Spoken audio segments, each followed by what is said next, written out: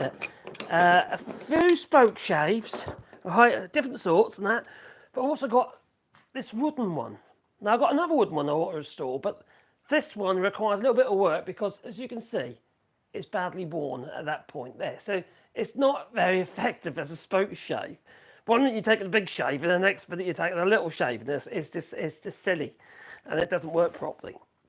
So what we're going to do is we're going to laminate a little piece of wood into that, and I've got a piece of old oak, which happens to be quite a hard piece, quite a dense piece of oak, and I'm going to set that in, or let that in, to this into this piece of beech. I think it's beech. Is it beech?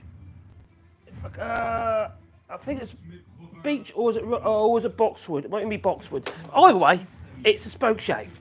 And we'll clean it all up and make it look hunky-dory, or at least we'll try to. So, I hope the audio is okay. Now, these little wooden spoke shaves are lovely to use. Now, my other one, unfortunately, I broke one of the tangs off. It's got one of these bits are missing. So, effectively, this is one piece. It's like a casting, which is there all forged. And then that's got, obviously, got the edge on it just there, which we'll sharpen up as well. Now, unfortunately, I broke one. So, I need to somehow restore it on my other one that I want to repair. But these, in comparison to these, are so much nicer to use. They really are. You know, okay, once you set these up, they tend to stay put and what, but it's just they're uncomfortable in the hand. You know, they're not brilliant. You know, they're not exactly they're cold as well. So in the winter, what have you, all your tools, the iron tools, all get very, very cold, whereas these don't. And you can use these all day. You know, okay, you wear them up, but you know they're easy to repair, and quite often they'd be made by the woodworker itself. You buy a kit. And you can still buy actually kits to do this, to buy the actual cutter itself.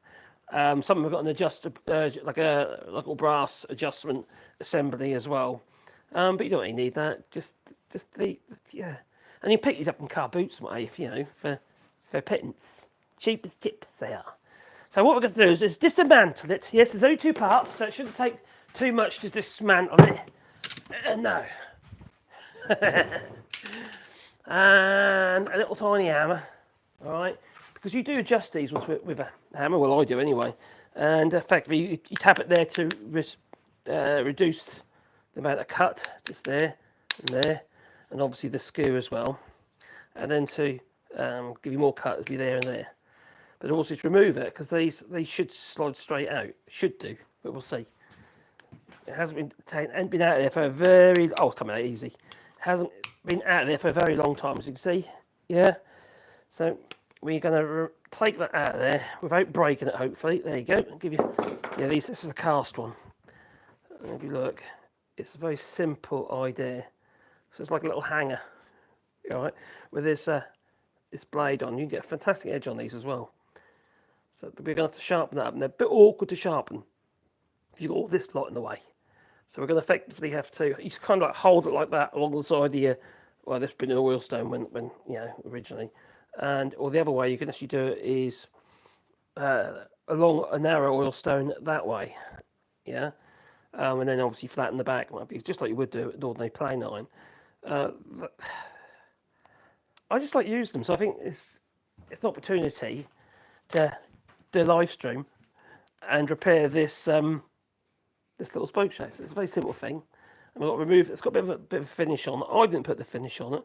And I can't at the moment actually see if it's boxwood or beech. Because quite often these are made out of beech, you see. Got a lot of wooden hand planes as well. So anyway, I hope you. Oh, hello there. We've got people in the chat. Hello, the Dutchman's Wood Shack. Hello there. Hello from Geneva, Illinois, in the USA. Blimey, hello there in the USA. It's quite nice to think that actually you can. It's a nice thing about YouTube, isn't it? You know, go live. In fact, you can actually either demonstrate your skills or share your skills or things you learned in the past, what have you, or just try and entertain people. You know, and it don't have to be just your native country. And for me, it'd be the United Kingdom. But I'm currently streaming from France. Yes, we escaped the United Kingdom, and came to France. So basically, I've got to let this in, okay, into there, and then we'll have to shape it all up, make it true and lined up with the blades. It's not a difficult job, I don't think. It's a relatively easy job. But first things first, I'm going to have to clean this up so it's true, and I'll do the whole piece. Because it's going to be easier to do the whole piece than it is just to do a little tiny bit, you know. And obviously we'll have to cut that to length later on. So that's what we're going to do. So where do we start? Let's start in the vise, shall we? I'll be closer in a minute as well. So first things first, this has been through the thicknesser, because I can tell because there's notches out of it, out of my plain irons looking at it. So let's bring you down to there, a little bit closer. Closer. Right. I don't think I need an axe at the moment. No. So we've got to true that up. So I'm going to use a hand plane. Probably something quite chunky, quite could go for number 5. Depends how sharp it is. Number 5 might do it if it's sharp enough. Maybe. Give it a go. Okay. I don't need much of this piece of wood, as you know, so just retract that a little bit and then bring it in that way. At the moment the grain is going that way, so I want to be stroking the top of the grain. It's very narrow, so it's going to be a bit tricky to do. Get in there. Get in my voice, you. Not my belly. No, it's too big. Right. Ooh. I don't know. Oh, no. Too aggressive. Too aggressive.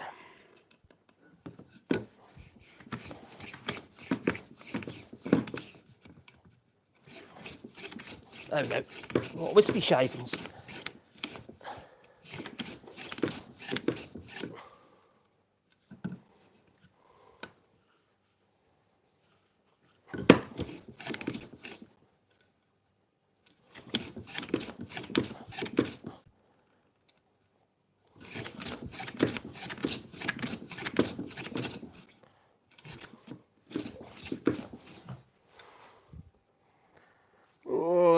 Not for sharp enough. Not for wispy shavings.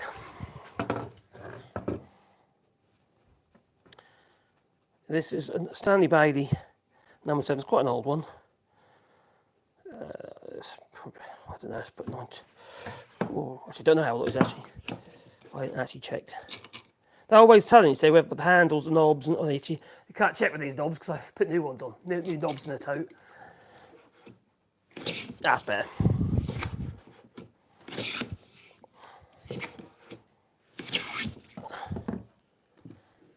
That's the bit I'm going to be using. Now, I don't need to do the other face because that's going to be cleaned up. It's all going to be cut back once it's glued in. But I want this edge needs to be square and that edge needs to be square, within reason. We ain't got to go mad. No, let's bring it round a little bit. Do do do do do do. Do do do do. There's nothing like messing about with a piece of wood. A giant plane on a tiny piece of wood.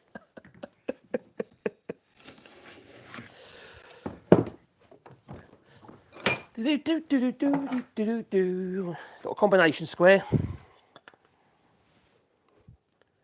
Ooh, not quite. Oh, hang on. What's a bad face? A good face, a bad face. Right, a little bit on that edge. It's not quite square. It's good.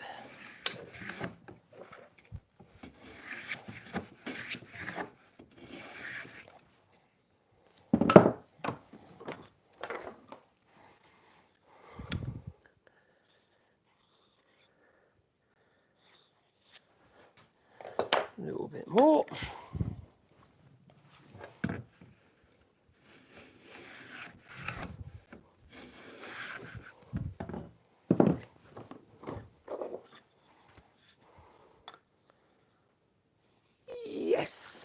So now I've got this face here is perpendicular to that face. So let me just shut the door because the wind's going to blow in it. Yeah, it's been raining today and the windy and what have you. I tried to make some videos outside earlier, but the weather was having none of it.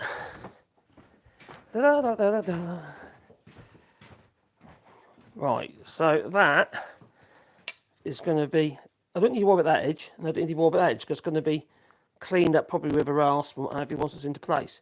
But I want to set that into there, so I'm going to have to cut a piece out of here. So I just let that in, and then so I can let that in and glue that into place, and then we can clean it or clean everything up and decide how we're going to finish it. I might even blowtorch. I don't know. Quite like these black tools at the moment. You know, like the hammers and stuff like that. When you, it might sound strange, but it actually feels really nice. That's yeah, charred handle. I don't know if it does much good for the timber. I can imagine it's sort of like makes the timber more open. It's kind of like shrinking the surface of the wood by scorching it. Scorched earth. Yep. So we're going to hold this thing because it's a funny shape, isn't it?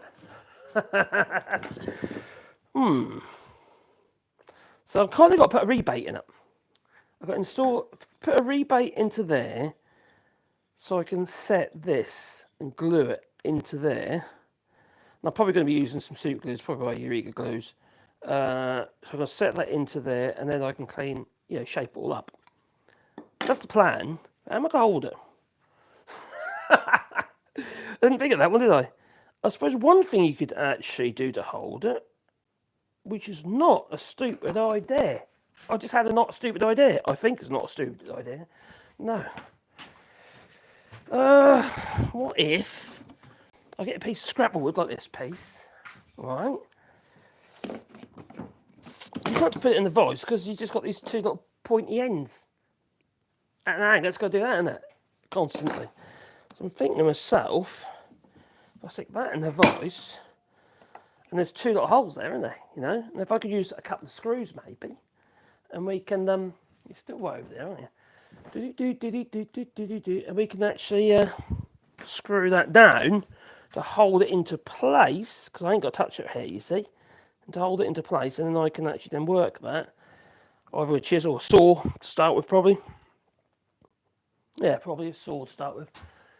Create a cut through, then do a rebate. So I want a couple of screws, long enough to go right through there without damaging the two holes, because obviously you need to be able to put the rebate, the cut assembly straight back in again, don't I? Have a couple of washers as well, maybe. Maybe there's some washers there, there's washers there. I don't want to damage anything because this particular screw is, don't need one as big as that, do I? Don't need to be as big as that, just, oh hang on, they might be better. Inch halves. Yeah, that'll do. Now I've got a couple of washers where the heads won't pull through. Probably not that one. That looks like it's going to go straight through it. Yes, it is. Oh, I've got a screw cup. That'll do it. I've got another screw cup there. I've got another screw cup. Same one as that one, maybe. La da da da da da da da. And another screw cup. That's what I use. I use a couple of screw cups. Well, that was going to go. That's right. A battery drill. And we can screw that down into place. You can also use a bit of hot melt glue as well to help secure it. Right, there's a screwdriver. That's actually not a stupid idea, actually. Where is my hot melt glue? That way it isn't going to be rocking.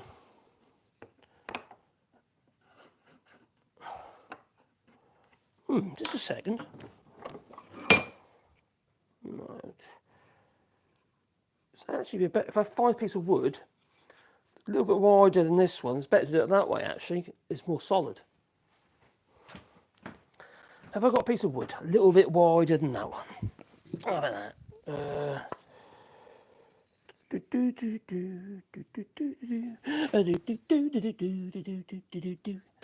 Not that one. I know you can't see. I'm in a box I've got little offcuts of wood in. That's what I'm using. Offcuts. Or a piece of oak here, that'll probably do. If I can screw into it, all right. That's definitely better. It's hard, a little bit of oak though. If you look here, it's got quite close to the pith at that point there, you see? The centre of the tree. So that's a piece of quarter sawn. Like that, the rays in there. Nice, isn't it?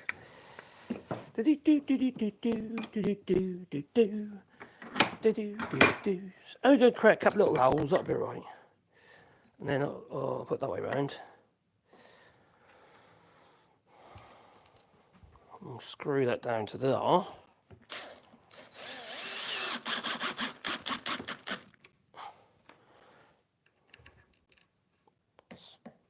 Sometimes, just by thinking outside of the box, it works. That worked. All right, what I'm going to do is I'm going to change the position of the camera because you're not in a very good place there. No. Let's bring you over here. Is that better? Yeah, that's better. Right.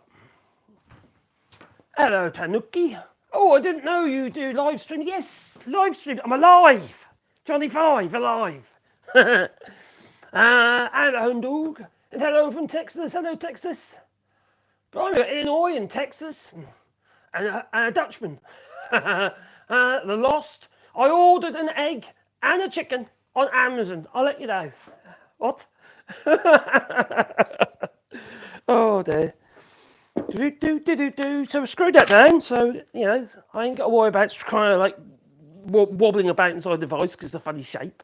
No, but, yeah, you like me. Right, eeny, meeny, miny, boo. Maybe that one. A little Z-Lux. Is it sharp enough? I think it's sharp enough for that. I would use my dovetail saw, but I've got the teeth on it at the moment. I need to cut teeth on it. So I ground all the teeth off.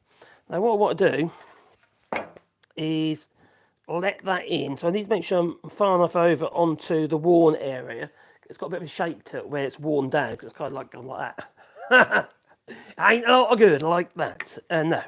So I'm going to set that into there. But first of all, I need to mark it. Why am I doing that? Where is my little cutter? There we are. I'm just going to set that. No, I can't get the screws in the holes. Well, actually, that's an idea. I can use those two screws as a way of marking it, I think. That's long got on there. So I'm going to put that there like so, and hold that down. Don't matter if I go over the edge a little bit, because it's all could be trimmed back to suit. So, so I'm just marking it with my marking knife. There's no predetermined depth. Okay, that's there, and that is there. And I'm just going to back cut it a little bit with a chisel.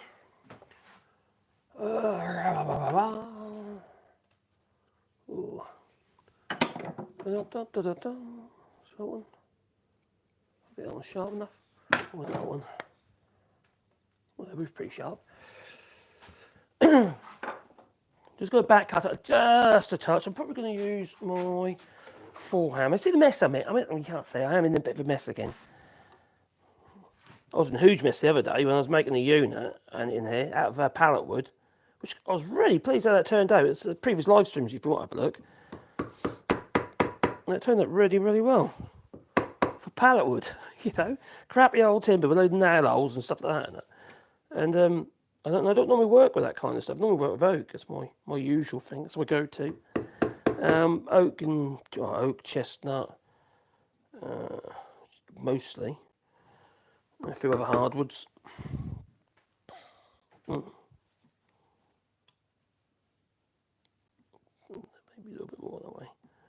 Get it in there, you. Just trying to find my way. Right, down the go. There we are. Slot. Looking good. Let's just line up. If I get carried away. Yarp. I'm just going to back cut to it just a touch. I need a cameraman, that's what I need. Somebody who can zoom in when we need to zoom in. Oh, hello, my darling. We're live. Sorry? We're live. You're live? Yeah, we're live. You're alive? I'm alive. Yes, Johnny Five's alive. It's my dear wife. Yes, somebody married me. Some fool married me. Nice for me. No, I couldn't think of anything to make, so I thought, oh, I know, this needs fixing. Lots of things. What would you like me to make? The cupboard front of the sink.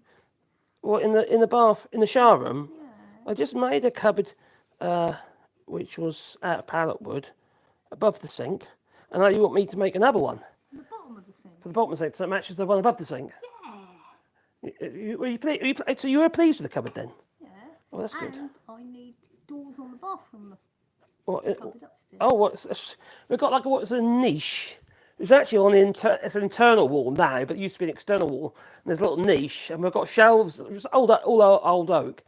And I need to make a rustic pair of doors. I've done it before a few times, where basically I used an angle grinder on rotten timber to take all the soft, crappy wood out, and you get left with all the hard, the really hard timber, and it looks really nice. You know, you get this kind of a bit like this, I suppose. It's not quite like that because it's not really, I haven't done anything with it, but yeah, that's no, actually nothing like that at all. It's more, it looks polished. It's actually part of that old bench. Part of an old bench, that is, my darling. So now I need to. Cold in there, wasn't it? I just put the fire on. I did. Yes. You suddenly got cold, wasn't it? I know. I could use this one, or actually no. I think I'd be better off using this rebate paint. It might work. You mending some. Yes, that was my plan. There you go. It needs to. See if I can do it this rebate. It's the number 42 record. Right, there you go. Log it off. I've got to put a bit of wood in it down. I've got to install that into there, glue it in, and then clean it off so it's all the same shape. Because see how worn that is? Yeah? It's like a butt crevice. That's what it is. Okay. Ain't gonna take me very long to do anyway. So I've got to make a cabinet for underneath the stairs, you're saying? Mm-hmm. Okay, that's not. We can do that. And I've got to make some doors for the cabinet upstairs. Mm-hmm. Okay, and what else? Oh, we've also got to make doors for our vestry. Yes, we've got a vestry. It's where I keep all my religious artefacts, isn't it, darling? I'm a regular churchgoer, aren't I, Caroline? Why are you looking at me like that, Caroline? Am I? No. You're Catholic, aren't you? No. You're not Catholic? No. Why are you? See, oh, no, I'm not any. Church of England or something? Yeah, Christian church. Oh, you're a Christian church in England. They tried to christen me, and the font caught a light. No. I think your mum and dad disagreed and you didn't actually get christened. Mum's Catholic and your dad. I'm going to go to hell, I am. Going to go to hell. This feels a bit odd. There's no anywhere ready for a registry. Where do you register? If someone's religious, that's not a problem. I don't care. That's more of me. You've probably got lots of rules for how they go Yeah, to probably. church. Yep. Might be just as well do it with a chisel. Churches to go to here. What? They're all Catholic Oh, they're all Catholic churches. Okay. and French. They're French churches. Well, definitely French churches. What I mean is they're mostly Catholic here. Is it like the Church of France? Like the Church of England? Catholic, they are Catholic. This is actually easy with a chisel. I used to love going to church at Christmas. I love Did you? carols, singing Oh, I know you like doing Christmas carols and stuff. Yeah, you sing like an angel, don't you, darling? carols, I do. Right, okay. All right, there we go. They're getting there. This is boxwood. It's boxwood. I thought it was. I couldn't tell really that easily, but it is boxwood. Lovely bit of timber. Did you? When was that?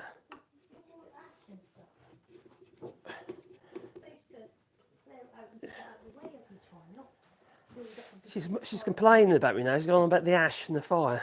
Yeah, you just leave it. I like them again. That's what I usually do. Yeah. Caroline, why have a dog and bark yourself? I could get hit in a minute. You'd be upsetting people. Am I really that bad? Huh? Am I that bad? I'm not that bad, am I? No, but if you could clear up as you go along, you wouldn't have that big pile around. I have been clearing up as I go along, but I make more mess. I haven't got one of those workshops with like well, everything's extracted. Yeah, all these brand new tools, all the dust extract. I ain't got all that. All my tools are old. Yeah, because I've been away as well. And you've been away. You left me on my own. Yeah, that's a good point. I had to look after the dogs. I had to feed myself. Yeah, I had to cook, kind of. Yeah, I had to feed myself. I had to wash all my clothes. You didn't. You left until I come back. Massive pile. Yeah, people can't hear you, don't you? Because you're really quiet. He left all his washing until I got back. I had 2 weeks worth of washing. I had to change the bed. And I think there's 2 weeks worth of rubbish in the workshop. Do you reckon? I think there wasn't originally. She's just short. Let's get down a bit deeper. Da da da da da. Da da da. Oh, that's better. I've got something to register on now. Oh, I do like boxwood.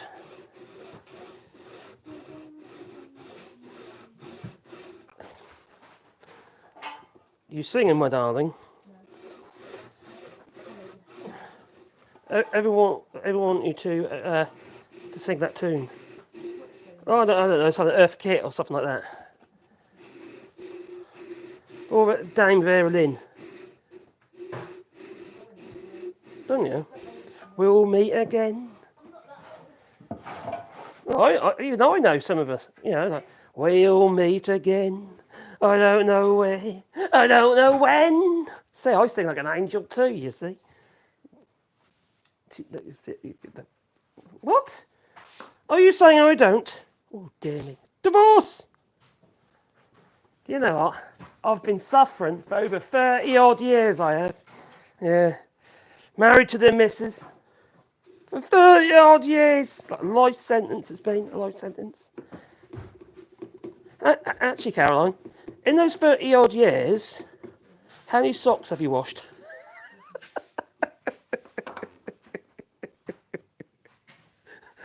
God knows, you say. I thought you were... which God? Right, here we go. True it up. True it up. A little bit too deep. I'm using all the wrong tools for this job. It's doing it though.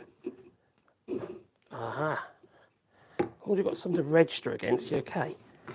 There you go.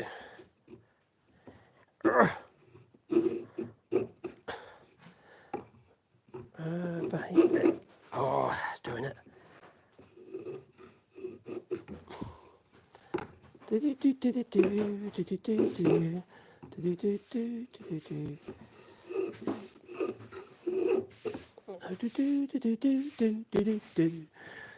I've got to go down far enough just to get rid of that little half round that's just there. Oh, she's sweeping, she is though. Oh, crikey. Just like Mary Poppins. She'll be setting up, sweeping chimneys next, won't I? Have you got an umbrella? You got an umbrella? I need one. You need one. At the moment. It's a bit, yeah, it's pouring down there, isn't it? Yeah, otherwise I'd be outside.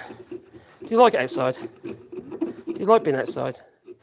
No, I want to outside. Is that my fault as well? That's the thing when you've got a garden, you know, when you've got a vegetable garden, there's always loads to do. Peaches. Peaches.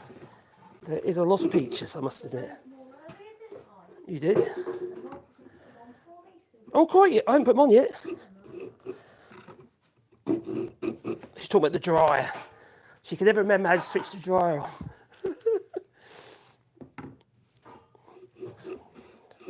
That's it. The deeper you go with your face to register against, the easier it becomes. But nice if I had a bit of boxwood put in there, or a bit of purple heart would be nice. Well, I've actually got some somewhere. Oh, purple heart of mine. That's your purple heart, is it? Okay. I'm not allowed to use the purple heart. That's going against the grain, that is. That's no good. That's a pity. It's quite hard to get started with this at this end. There we are.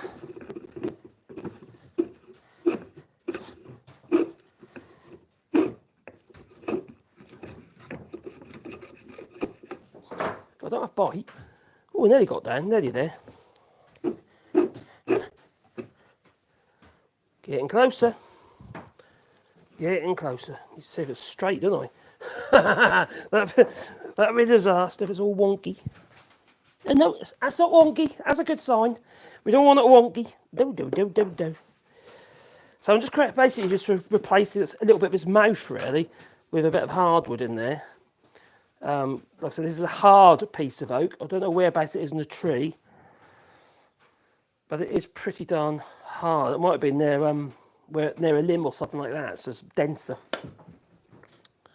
Do. Well, have I got a sun lounger in my workshop? Because it's not sunny outside, maybe. Now, I got fibromyalgia, you see, and when I had the kids here, the grandchildren, they come and visit, you couldn't escape the noise. So I came in here because I have to have a little bit of a snooze.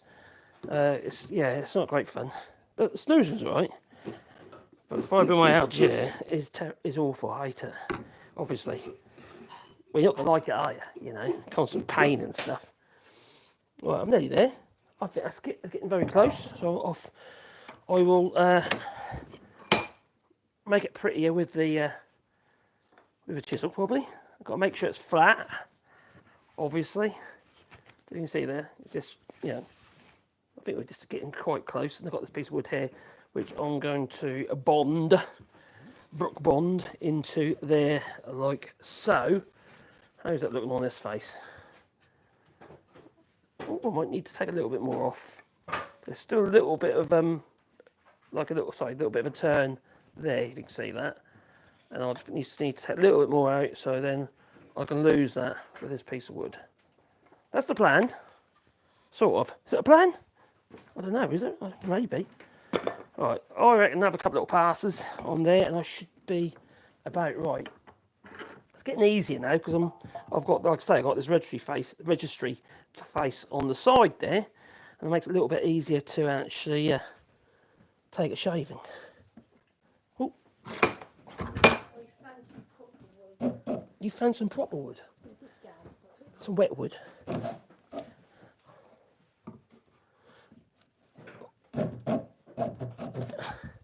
Oh, we've got to put another fire in our office and change around the office in the house, which sometimes I do videos in there. I haven't done it on this channel yet, I don't think, but I might do in the winter. Something just sort of talk about woodworking when it's freezing cold in here. We go live in there and we can do a bit of talk about wood. It's warmer in here and it's the house. Oh, is it? Yeah, okay, fair enough, it is. I agree. That feels good. I think we're about there now. Let's have a look. Gone just a little bit deeper. So hopefully we can just set that into the... Oh, that's loads better. Can you see that? There's no gap. Yeah, you could do it with a chisel, obviously. I just need to clean that back face because the back edge of I haven't managed to get that very true just there, especially at the beginning because I was sort of wonking about. Wonking about? Is that actually a word? Wonk or a phrase? Wonking about is now because I said so. So yeah, I've got a couple little stray bits in there. Get rid of those.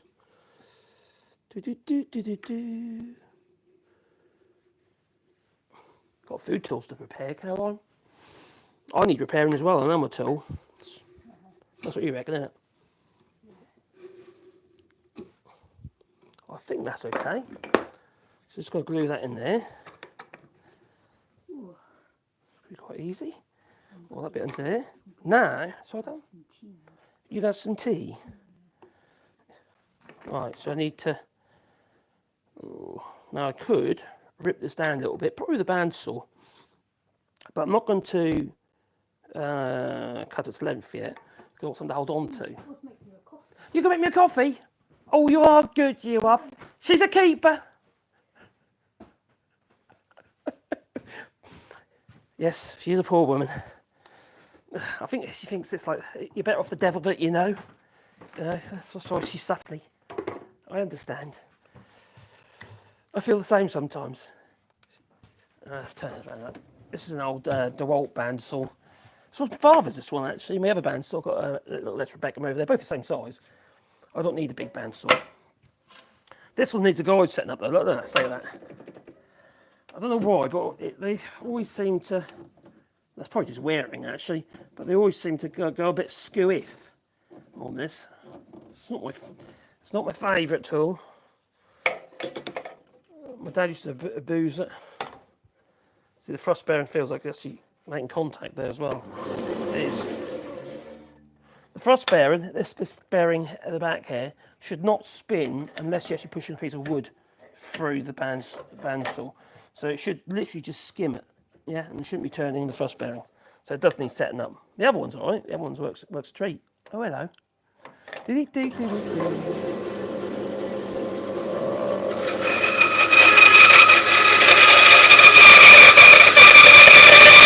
Blimey, my ears!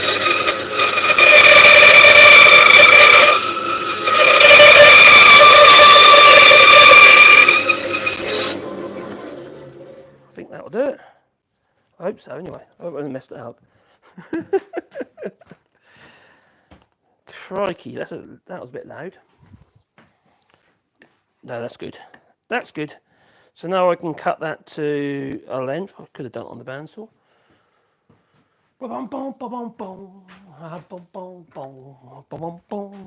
Let's cut that to length. And then we can glue it into place and then we can clean it all up. That's about there, I reckon. Oh, she's bringing me a coffee. Oh, thank you. You're most kind. You're most Star Wars. Oh, look, it's a Millennium Falcon. Anyway, who's in the chat? God, I wasn't forget about you. Hello, Billy Kershaw. Hope you're well, my friend. We've been doing some more walkie-talkie videos, haven't we, Caroline? We did today. We did today. Yep, we done a couple of videos. Hey, cheers, Paul Bumgarner. Bumgarner? Was it like a garnished bum? No? Oh, crikey. Hello there, and Dream Workshop. Greetings from Virginia. Crikey, we've got a few people from the United States at the moment, and I've got my dogs to come to see me. Or two of them, anyway. Do you think it might be because they want treats? Do you reckon so? That's Sebastian. Don't you pee up at my planer, you pest. And that's my Wally. Hence, Wallybois. Because it's you, innit, fella? Huh? Now, he's 14, and he's 13. Yeah, I said 11 the other day, but he's 13. Right, have I got to give you a treat? Oh, crikey. Okay, it's treat time. Do-do-do-do-do-do-do. Got the treats. Put them in the pocket, break one in half. I got to come over here, people want to see, you know. Now, Wally, what are you going to do? Right, and there you go. Oh, that, yeah, sort of. That wasn't a pirouette, you pest. All right. High five. Yeah. Paul. Got a shake. Shake. That's good, Paul. What? They'll probably come at you if I don't give them any more treats. Let's leave the door open then. So anyway, oh, come on, you've got to cut that off and just do it with a handsaw, or we could do it with the bandsaw. Eeny, meeny, miny, mo. Do a handsaw.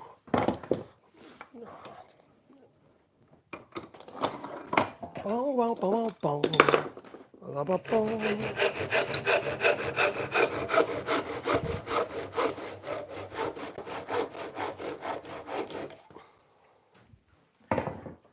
Oh, I know, lots of people, they love their Japanese pool saws and stuff. I ain't got a problem with them, you know. I still like a Western saw. Well, I've got some Japanese pool saws and stuff, but I don't use them to that degree. That's that one. So that needs to go onto a there. Oh, there. Ooh.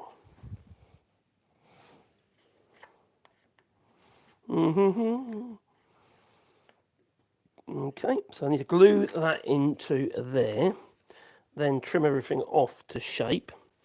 I'm just going to do some super glue, I reckon. But mix of super glue and some wood glue, all right? Yeah. Because I want to be able to get on with it quickly. But I want it to last. Super glue is quite brittle glue. So I'm going to do a bit of both. Oh, crikey, come off.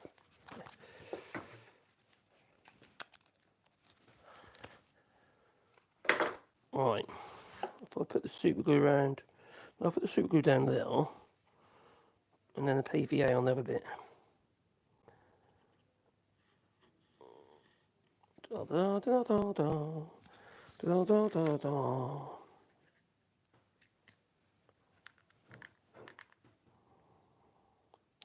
This is Cascarex wood glue by Eureka Glues. It's quite fast wood glue. It's supposed to bond in 10 minutes. I have checked it. It does bond in 10 minutes, but not fully, I would say. Now, you see what I'm doing now? I'm using my finger as a guide for the glue. So the glue's at the edge, but my finger's just guiding it around like that. See? It works, you know. Which one was I using? That one. That one. There we go. So, I want to put a bit of an accelerator on there.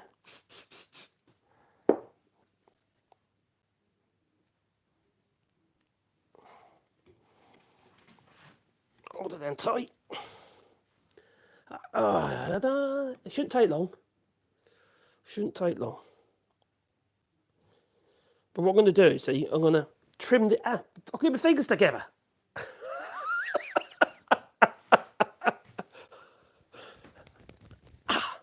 Free. Oh, took my skin off. Oh well, never mind. It'll grow back. Right, that's on there. Right, but I'm not going to go crazy with that at the moment. Yeah, it's definitely on there. Right. I'm not going to trim that yet. I'm going to wait a little bit longer. But while I'm waiting, I'm going to clean up or remove some of this nasty old varnish or whatever it might be on there. It feels like some sort of varnish on there. Don't know why you do that. That I don't.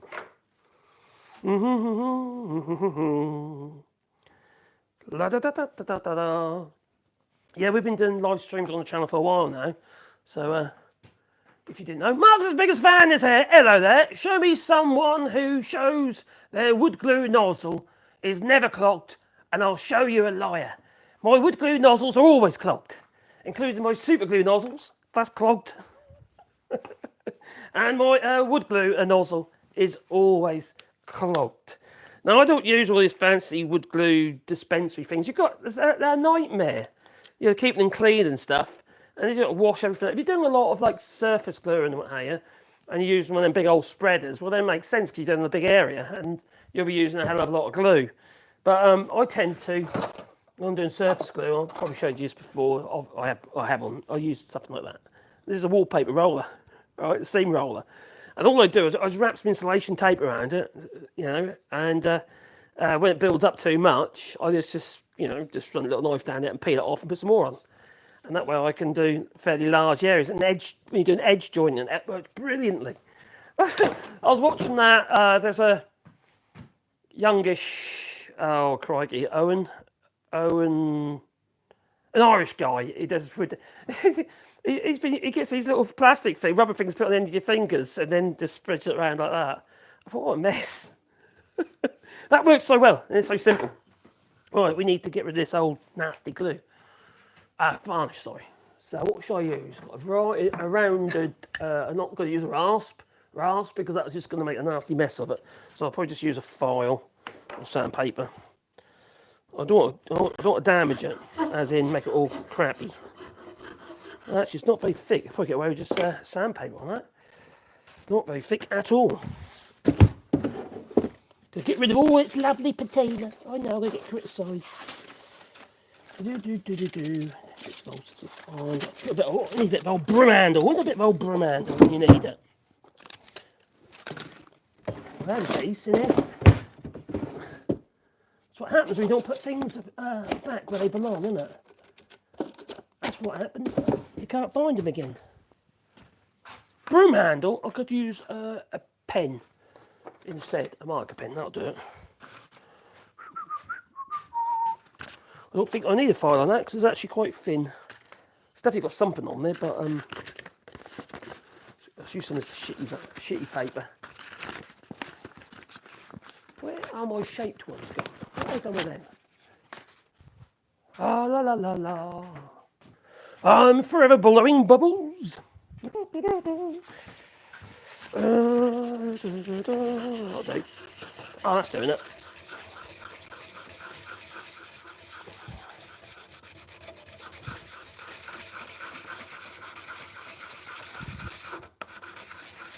Yeah, that's doing it.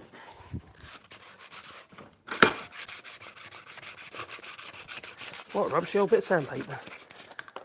I think it came from Action or something like that.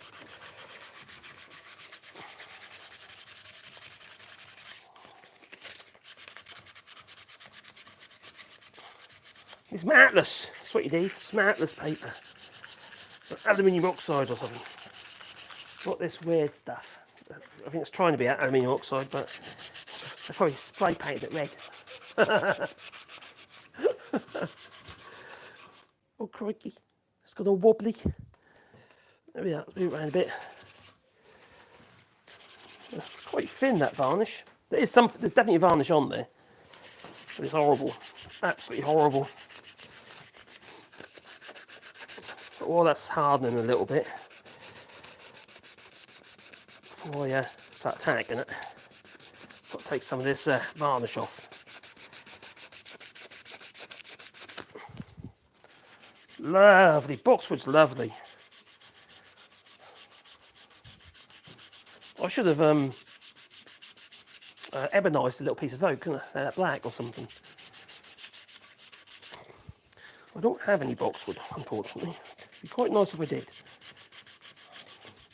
Oh, and I was talking about pain earlier. I've got pain all across my chest, not hard. It's I get it across the ribs, and it's quite common with fibromyalgia. We get it with the sternum and stuff, with your ribs join. It's quite common. I've been learning a lot about fibromyalgia recently. They try to do studies at the moment using AI and fibromyalgia, and they're using social media forums on the condition. And the thing about fibromyalgia, you see, is mainly women and who suffer with fibromyalgia. It's quite unusual for men. And yes, it does happen, obviously, but mainly women. Like Morgan Freeman, he has fibromyalgia after he had, because usually it's some shock that's caused it, you know. Which made me think about long COVID and that, you know, whether or not that could be fibromyalgia, because the symptoms are very similar. And anyway, so Morgan Freeman, he had an accident, you see, with his, he broke his arm or something or other, and ever since then, he had fibromyalgia through his body, and he wears a special glove thing, sleeve on his arm. Who else has got fibromyalgia? Oh, Lady Gaga, she's got fibromyalgia. She dances around like a mad thing. And she treats it with pot. She smokes pot. Now, I've never smoked, Diane, you know, and definitely haven't had any drugs. The nearest I've got to drugs is alcohol, probably. Oh, dear. Gingers! Hello there, hope you're well. Tap the three dots on the top right of the screen and access like a button. What? You've got to do that now, have you?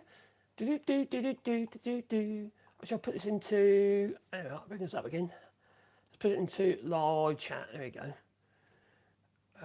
And let's put that on to timestamps so I can see when people cut. There you go. I'm looking on my computer. I'll just bring it around and just see who's in the chat. 49 people watching. Devon Sea Adventures. Hey, Wally, it's Devon Sea Adventures, based next to Axminster Tools. This little, hang on, here you go. My little bullnose plane here. I've actually got a Stanley one as well, Stanley 90 somewhere. Very similar, very similar. And that is by Ryder, which is an Axminster brand. And it's a good little tool, nothing wrong with it. And they make pan planes and all sorts of stuff as well. It's all relatively low cost stuff. And they also distribute loads of machines, Bakery Badger, I imagine. But the mortar saw I got over there, that's Axminster. That cream machine, which is near the glue, behind the glue bowl. Yeah. I'd love to. I like living where I am, but it'd be quite nice if there was a woodworking tool shop nearby. That would be very nice. Unfortunately, hand tools are becoming less and less popular. And if I go to any of the brick house here, oh crikey, the hand planes they have are absolutely awful. Oh, I mean, they're just like tin plate things and stuff, Hard put to get decent tools. You can buy decent tools, obviously, but you got to get them online and stuff. But if you're like me, I'm a bit old school. I like to pick something up and actually feel it. I want to know, actually, this is right for me, Instead of all this, buy it and then try it kind of art, Right, just try it, then buy it.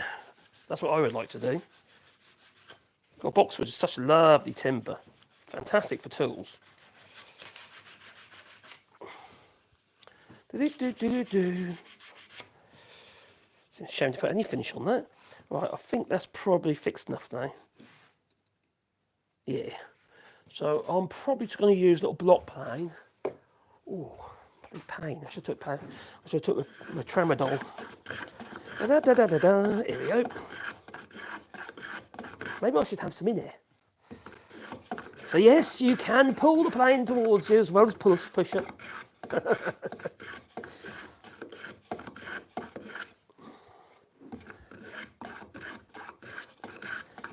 It's going to take quite a lot to come off there. Could just use a saw, I suppose, but I don't want to create excessive vibration. Good vibration. Alright. I think sometimes, I keep doing these short videos, the little YouTube shorts. I don't worry about TikTok too much. But I do I've got some stuff on TikTok, but it's quite hard to actually come up with ideas. I'm getting to that point now where I'm just struggling to come up with ideas for videos for the shorts. Because I was putting up between 6 and 12 videos a day at one point at the beginning earlier this year, and now we do 3. Just put 3 up generally, around 3-4 videos. But even then, it's quite hard to come up with new ideas, keep it fresh, I want to do some more funny ones, that's what I want to do. I've got a couple on there, that's, crikey, one especially has done, over 8 million views. It was a bit daft. You might have seen, it's a video where this young girl is pushing a piece of wood through the saw, and she's half naked, the usual thing, and so I kind of do my version, sort of like it's called a remix. You can do it on YouTube, and there's so basically got a little 5 seconds of her pushing a bit of wood through a saw. Then you got me half naked pushing a bit of wood through a saw. Yeah, tape on my nipples. It's done 8 million views.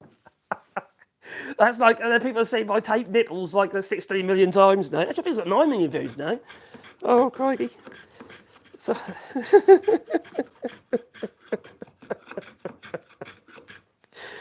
Oh, life is too short, Why so serious? Yeah, Joker, very wise man.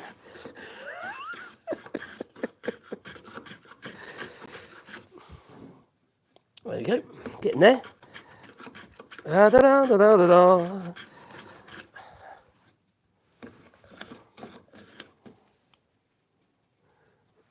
Yeah. We're getting closer. Obviously, the excess glue is still a bit wet. Now, if you get glue on your hand plane, it's a good idea to wipe that off, Otherwise, the moisture in it will corrode your iron.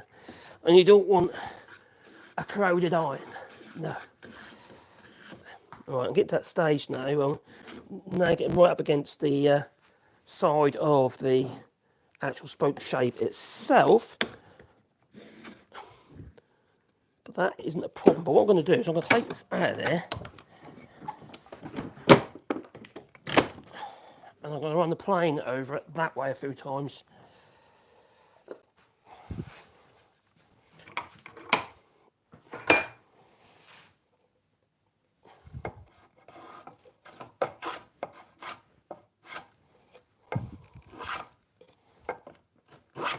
There you go. Just so you can see. So we're getting there. As you can see, we've got this little laminated piece in here, which is going to be the new wearing surface. If anything, it's actually a little bit harder than the boxwood, being oak. The grain is not as straight as I would have liked, but you know, it doesn't matter. And getting to the stage where I can actually start trimming these ends there and there to length, and then I can shape them in. And this area here, you see, you've got this angle here. Obviously, you need that angle to carry on. You know, the whole point is that the mouth of this was all worn away, and it was like a funny shape. That was just sort of rounded because it's been worn. And the thing what we've done is replace that material, that wood. And so we need to make sure that the angle is the same here. But that's easy. That could just be done with a file. Just, you know, just carefully with a file. I'm not going to use a rasp because rasp would be way too aggressive. So I'll keep it in this piece of wood, or screw to this piece of wood that's for as long as possible, because it helps hold it. Right, I ain't seen everybody yet, have I? In the chat. I keep saying I'm going to have a little chat. Hello, Amp Gill, or Amrit Gill. I don't know what that says, but there you go. The other one where Caroline shouts, "Oi! What you doing?" Oh, that one, yeah. Oh, crikey, yeah, I was outside, wasn't it, when I was washing the wood. Oh, you're from the UK? Yes, I'm from Norfolk. So there's a big lumpy bit that sticks out, okay? It's like the ass, all right? It's like, yeah, it's like the ass of the United Kingdom. And there's a little place called Norwich. And if you just sort of a little bit north and a little bit east, there's a place called Wroxham. And you go a little bit, 2 miles south of that, there's a little place called Sallows, and a little village. We've got Sallows Broads, what have you, and that's where I'm from. I was born on the east side of Norwich, but you know, I was lived there in the missus for several years. And I'm a bit of a boating man. My old man was a boat builder. I used to help my dad look at a lot boat building. So there's a lot of compound angles and round stuff and steam bending and all that kind of stuff we used to do a lot of. And I've also done my day skip and my yacht masters. So I'm quite happy in this thing. Yeah. Not one of those little rubber dinghies though, no. Hello doggies! Scrolling up. Hi sir, I would highly appreciate if you would show a glimpse of your feet, please. The feet. The feet? What, in fact, they've got Crocs on. That's what the doctors, nurses wear. I just saw something there. Oh dear. Love you too, Paul, or Bumgarner. I have a wood question. I have an understairs triangular space that I want to make a pull-out shoe drawer. What would you suggest is the best wood to make this out of? I was going to use pine sheets. If you're talking about the glued up pine sheets with lots of little bits of wood in them, they don't stay flat for very long. If you're talking about the carcasses, the actual drawer boxes, I would actually glue them up myself. Other than that, I'd probably use plywood or dare I say it, MDF. I hate MDF, but it's actually quite good. It's quite stable for that sort of stuff. But other than that, I'd actually glue up my own timbers, and those boards, they go all over the place. If you're talking about the pine sheets, which are all glued together, for start you'll find it very difficult to find a flat one. It's not great. If you're going to be using pine, if you're going to be making loads of shoe boxes, you could use pine floorboarding, and the tongue and groove floorboard, and you can generally buy that in packs in Brickos, what have you, at DIY stores, and you could glue that up into boards, and that'd be more stable. I've done that before, and then decide what you're going to use for your drawer fronts. I don't know what your stairs are made out of. If you're going to be painting or what have you, well then obviously you don't want to be spending a lot of money on expensive material. You use pine or something like that. If you're going to be painting, you could get away with MDF. No, don't. If you do decide to use MDF, edge it in wood, hardwood preferably. The problem with MDF is, think like loads of layers, like a ream of paper, loads of papers are like stuck together kind of thing. That's not how it's been pressed, but the problem with it is moisture ingress into the edges is really hard to seal on MDF. And what will happen is it'll just spread and spread and spread and spread, and it just isn't stable. But if you glue and clamp up, what have you, and glue edging to the MDF, you can actually make quite a nice finish as well, because the edges of MDF also don't take paint very well. You'll be putting copious amounts of paint on it, just soaking and soaking and soaking. It's quite hard to get a finish up. Now you can seal it. You can use even just all those sanding sealers, shellac-based sanding sealers, or you can use super glue and literally just run it super glue into the edges. Cheap stuff will do, and then just a bit of activate that goes off really quickly, and that will seal the surface, and then you'll be able to that'll take paint a lot better. But stick to wood if you can. Now, I made a cabinet recently, literally last week, in the shower room, which is on a previous live stream, and it's come up really well. I was really pleased how well it came up, and it's literally pallets. I made it out of pallets. I've never done anything like that without pallets, to be fair, before. I usually work in oak, and I'm going to do it again because it has. I was really pleased with the look. It's kind of like this kind of like almost marine kind of driftwood look to it, where I've painted it and then rubbed it back again to expose the wood, and then it's got a little coat of that on, and it just makes it all look sort of driftwoody. It's just nice. I was very pleased with it, and for a shower room, it just suited it. So there are options, there are things you can do, and a lot of it is down to money as well, isn't it? So you have to bear that in mind, because it can get expensive. I've got a file here. That'll do. A little bit of chalk on it. I tend to put a bit of chalk on my. If I can get that out. Why can't I get? Why is it stuck? The chalk is stuck. Get out of there, you. No. I put a bit of chalk on it, and what happens is the chalk stops the file clogging up.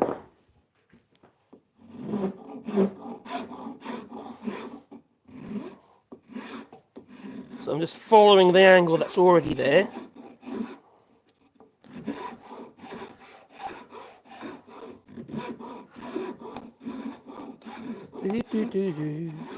Right, there we go.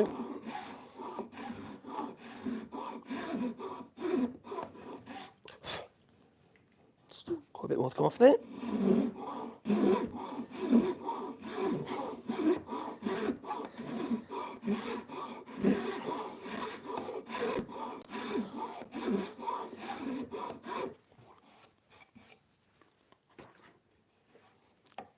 Reach.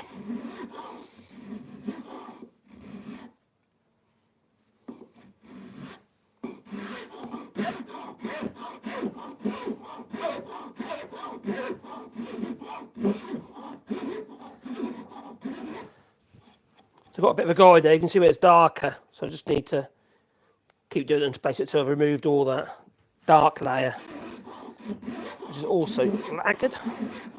I've probably just got linseed oil this, I think.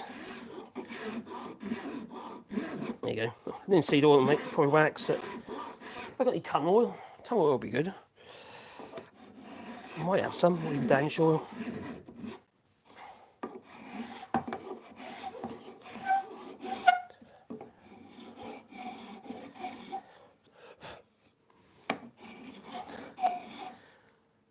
Why do people put varnish on everything?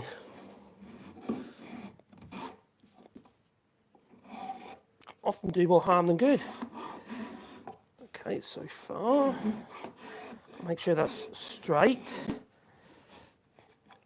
Also, before I get carried away with this, I need to file this in relationship to the actual cutter that's got to go back in there as well. Because I've got to make sure the gap all the way along. I can't move the cutter about, but I need to make sure that gap is parallel with the cutter, preferably. So that's good there, that's good there. So I need to... Oh, the wind's getting up. Right, I need to cut that out of there a little bit. Out of there. Right.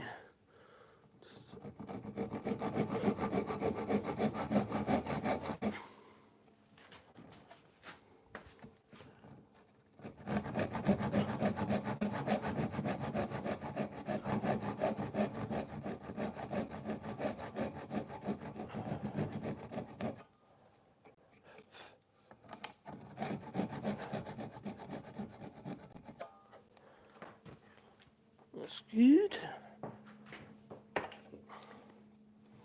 Do a bit of whittling.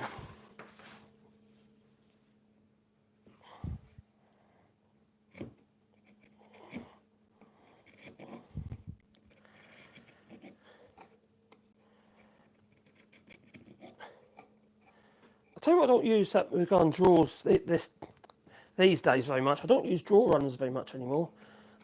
They always fail. You know, they don't last forever, do they? So I've been doing more wooden drawer runners. You know, just literally just rails for the drawer box to run along. Usually hardwood, because obviously you get a nice wearing surface. Beech is quite good for the job. Right, get in there. So I'm just peeling it out. It's just a bit of control. I'm not using the hammer or anything, and I'm not palming the chisel. I don't recommend anyone palm the chisel. If you ever had carpal tunnel syndrome, you'll know what I mean. It's basically it's an RSI, a repetitive strain injury. So it's effectively damaged all your palms of your hands where the carpal tunnel is, and that's where all your nerves and your tendons pass through. And if you damage it, you get scar tissue. And if you get scar tissue, what happens is the tendons expand at night when they're healing, 'cause that's what they do, and they press against your nerves and makes your hands go all pins and needle like. So I'm just gonna sit down. Let's bring you a bit closer, shall we? Oh, what was that? That was my light. There we are. Right. Now I'm sitting down. There we go. So I'm just paring it back, and I'm just going with whatever's there. And I can see the glue edge, which is wide at the moment, so I haven't removed enough material yet. I could actually do that with a file, actually, because it's very rounded. No, it's doing it.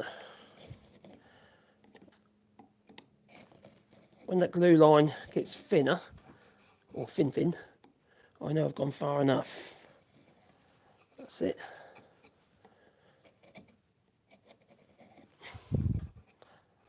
Okay.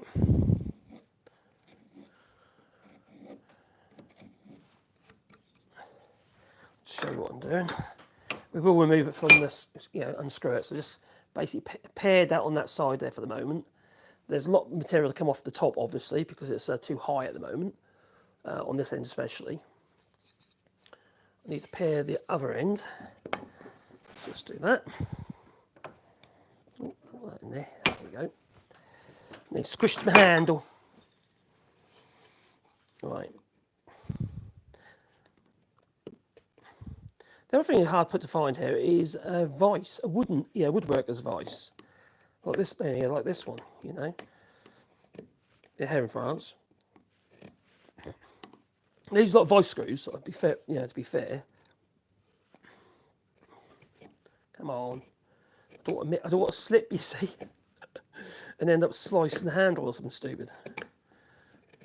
This chisel is pretty sharp. I'm doing end grain as well. And also, I don't want to slice myself. That's not usually a good idea. Okay, a bit more there.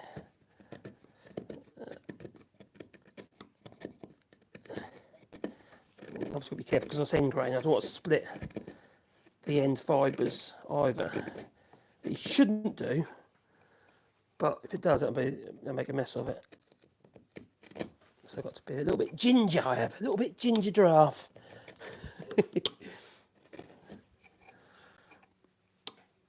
Now the weather's changed a lot now, which is in some ways is good because it's we're doing rewilding here. We're planting loads of trees, and it's we haven't been able to for a while because the ground's been so dry and obviously the weather's been too hot. So yeah, the trees won't survive because we don't have enough root structure. So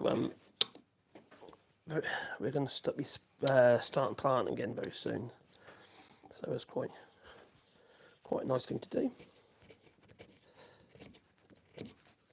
Yeah, there we are.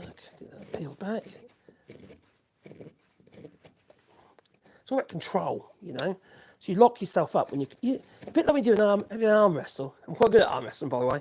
And you do a bit of arm wrestling, you kind of lock yourself up, and it's a bit like when you're handling a tool. You kind of like your body's rigid. I'm not trying to go push so it just slips. I'm just putting force and control. Yeah. So it's not when I stop, it stops. As simple as that, and it doesn't actually try and shoot past where I'm cutting. There we go. That's good. I think. That's my coffee. I had a coffee a minute ago. I did what I've brought in for me. Or have I drunk it already? Be interesting to see if it actually works. Oh, I can see you, Sebastian. My dog's come back. I think he's going to get another treat, which he probably will. What are they like, eh? That's Sebastian. What's that? Oh, what a pain, eh? What a pain that is. Oh, we're getting close. We're getting close. So, this back face, I'll show you. This back face here is all true now. That one there is cleaned up back now. Obviously needs some sanding. Same with that one there. So really it's just this top face now. I say obviously. Ooh, can I do it without removing the screws? There ain't a lot to get hold of, is there? Although I can clamp it that way in the vise. Possibly. Again, that flares there, so maybe not. Ooh, let's see whether I can take the worst of the material. I've got to watch this grain here as well, because the grain is actually going up on here, okay? So I can't take it from that direction. I've got to remove material from that direction, otherwise it will, well, I've got so much tear out, and I don't want tear out there. So it has to be from that way.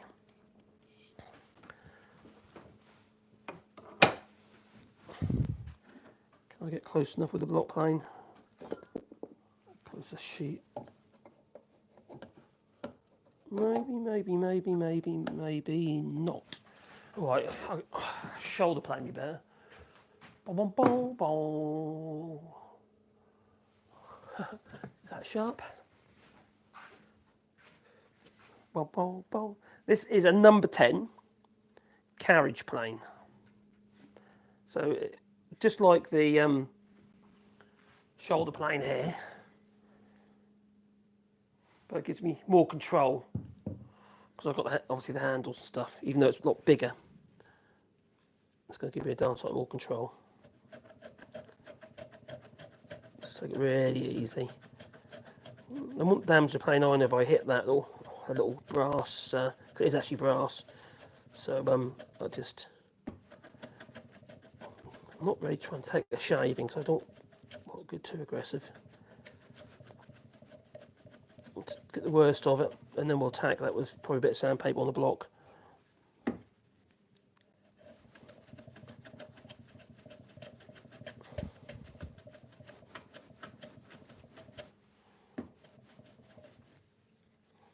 So you could easily make one of these, one of these spoke shaves. You can buy the actual plane irons, little kits to make a spoke shave. Or find an old one from a car boot that maybe it's broken or something, and just take the plane iron out. Providing it's obviously not the plane iron that's broken.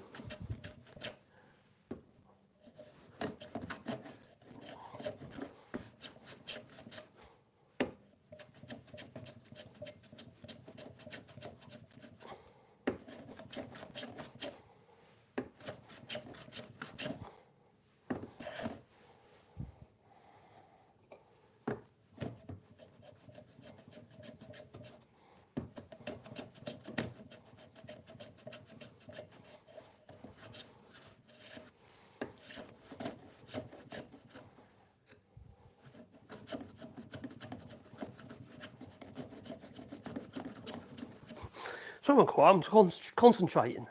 There you go. I think the rest of that we can do with a piece of sandpaper. Let's put the carriage plane back. I think we can unscrew this now. I think we're ready to do that now, I think.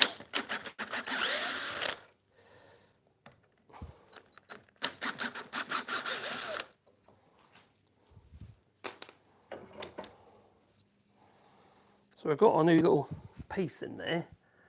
All right, I need to clean up these ends. I'll need to take the plane iron and make sure the mouth is lining up, which it is. It's a little bit narrow on that side, it seems. So I need to take a bit more off that side because it's too close. If anything is going over the edge, which it is, this end's okay. The plane iron itself isn't 100% true itself, so it's got quite a little bit of work.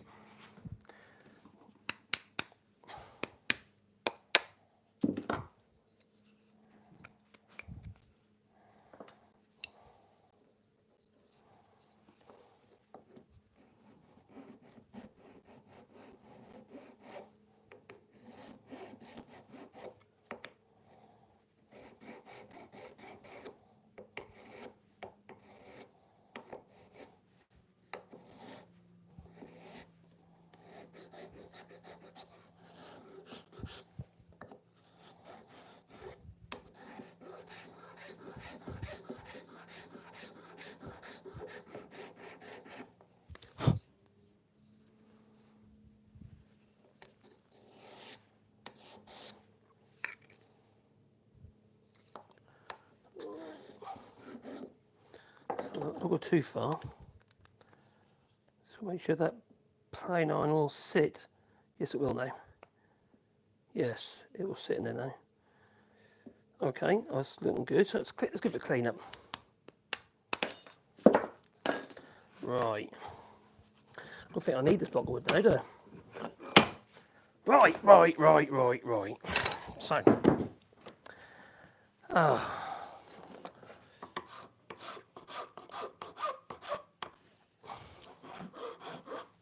A bit of paper, sandpaper, and a nice flat piece of wood. So let's flatten that off.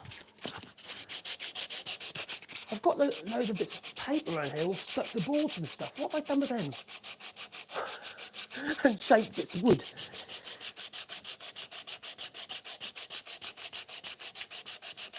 I think I know what it is.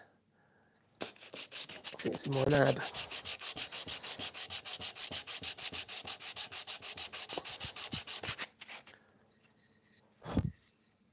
Get in there.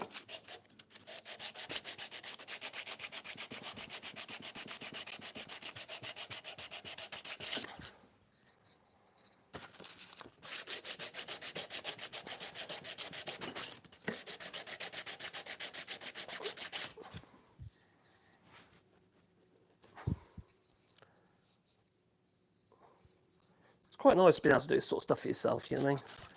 It's just nice to fix things or mend things, you know, and give that stuff another lease of life. You know, it's okay. I've already got loads of, you know, traditional kind, I'll say traditional, these sort of typical metal spoke shaves and stuff. I've got plenty of them, but they're all different shapes and sizes. Convex and concave and all that. So, but I do like using the wooden tools. Yeah, my little coffin plane over there, I use that a lot. I've got a little wooden jack plane, I use that a lot now. I didn't think I would, but I do. Right, nearly there.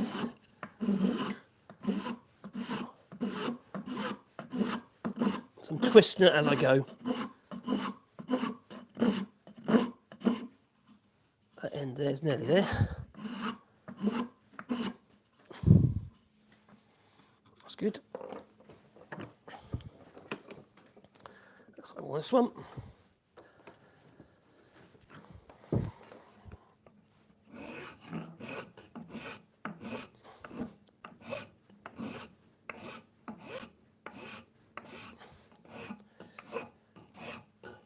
All right. What channels do you watch regarding woodworking? Now, for me, channels I quite enjoy. I won't say I find the entertaining, but very informative. The people like Roz Cosman, he's a Canadian guy. He's actually he's a very skilled geezer, very knowledgeable. I also like watching. Is it Bourbon Woodworker or something? He's funny. He's got a couple of channels as well. Garden woodworking. Well, I don't necessarily watch him for his skills. He's just funny, you know. He's quite an interesting guy to watch. And then Paul Sellers, just purely for his skill and his ability, and he's generally a nice geezer. Okay, we're getting close. We are getting close. There's a bit of shape in there to do still.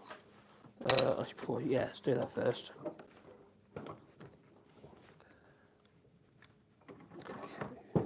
Be a little bit careful here. I don't want to damage anything. That's obviously got to be flat at that point, but I can see here I've got to get it back down to where the handle is.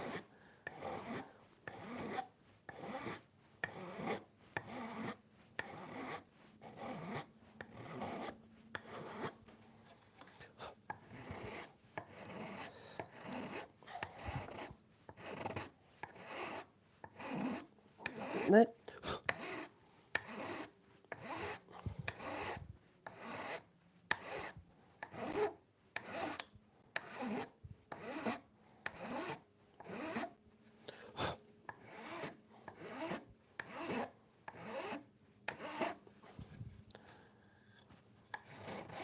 I'm hoping this is going to be a lovely tool when it's done. Now you don't use spoke shave like this for I don't know, rough work. You use probably a draw knife for that, you know. If you're taking the bark off a branch or something like that, or you're trying to shape up wood that's not particularly uniform, you wouldn't use this sort of spoke shave for that. The sort of thing you'd use maybe on your cabriole legs, you know. Not your cabriole legs, like a table with cabriole legs. Yeah.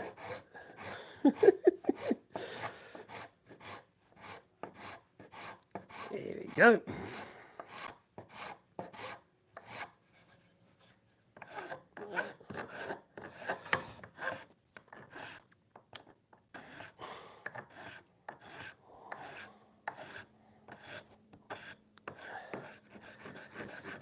I don't know what Farmer's up to, but he's been doing a lot of work around his farm at the moment.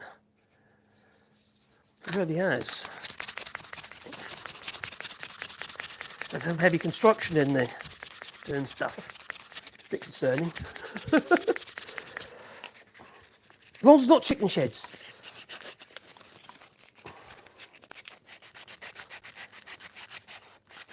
Right, there we go.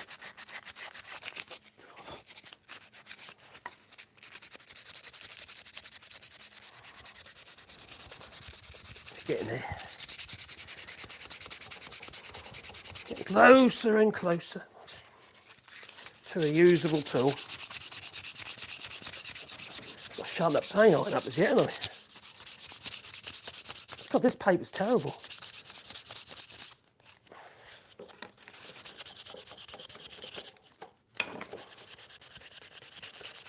One of the mats would be quite handy.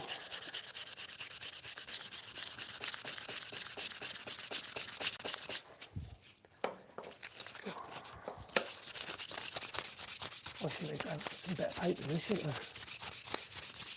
What's this, 120 or is it 150? 150.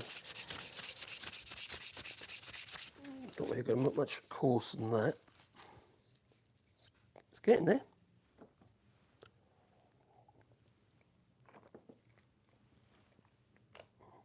Can you get veneered?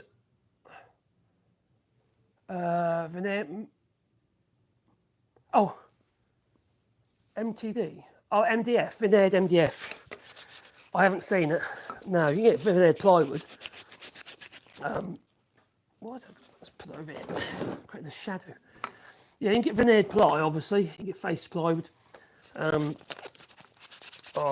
other thing you could do is just, if you can get like 4mm ply, and you can then, with veneer on it, like an oak veneer or whatever you want to use, and you can laminate that onto a piece of MDF. Whatever you can get hold of, really. You've still got the issue with the edges with MDF. I tend to stay away from it if I can. It's not a material I like to use.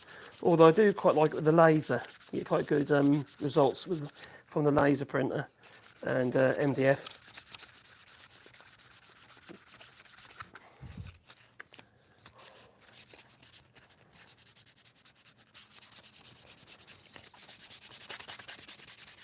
Right, there we go. Come on, nicely. Nicely.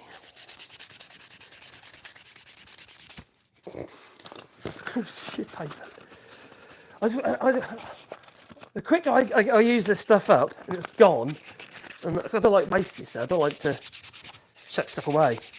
But maybe I should.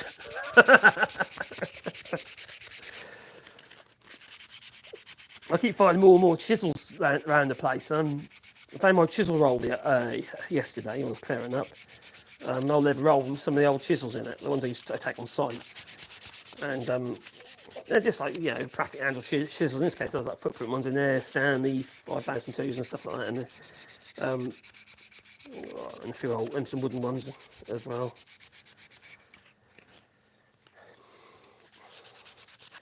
But the stuff that I actually really like for instance, some of my old Wards or the Robert Soulbys and stuff like that. These old chisels, I don't take them. I don't generally do work on site these days anyway. But I never used to take them on site.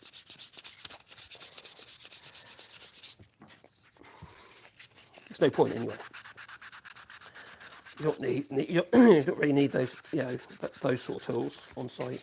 In fact, you don't need a lot of chisels on site anyway, to be honest.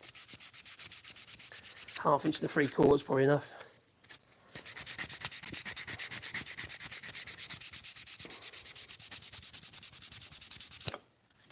We're getting there. We're certainly getting there. A little bit of oak, it looks quite well in there, doesn't it? It doesn't look bad at all. It's going to do its job. I kind of wish I ebonised a piece of oak first, though. But then I can trim it or clean it all up, sand it all into place, whatever. You'd lose part of the ebonising. And I don't know, I never tried it on boxwood, how boxwood would respond to a piece of ebonised wood close to it, 'cause it might react, and then you'd lose the effect. It all depends how many tannins are in the boxwood.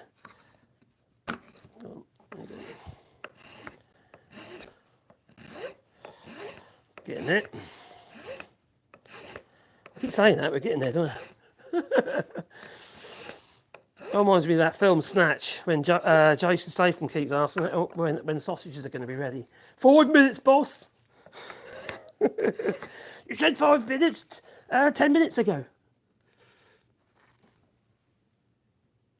What am I making? I'm actually, this is a little spoke shave, like one of these, okay? As a wooden one, okay? And what I've done is I grabbed a piece of hard oak like this, and because this little spoke shave was severely worn, in fact it had gone concave at this point, years of use, and so what I've done is I've laminated in a little piece of oak. And how we did that is basically I cut a line across here with a saw, and then I pared out with a chisel and a shoulder plane, and it seemed to have done the job. And now we're just cleaning it up, ready, and then we'll sharpen up the actual blade for this particular tool. Wooden tool, people sort of turn their nose up to wooden tools, but you can pick them up at the car boots, what have you, just for decoration value.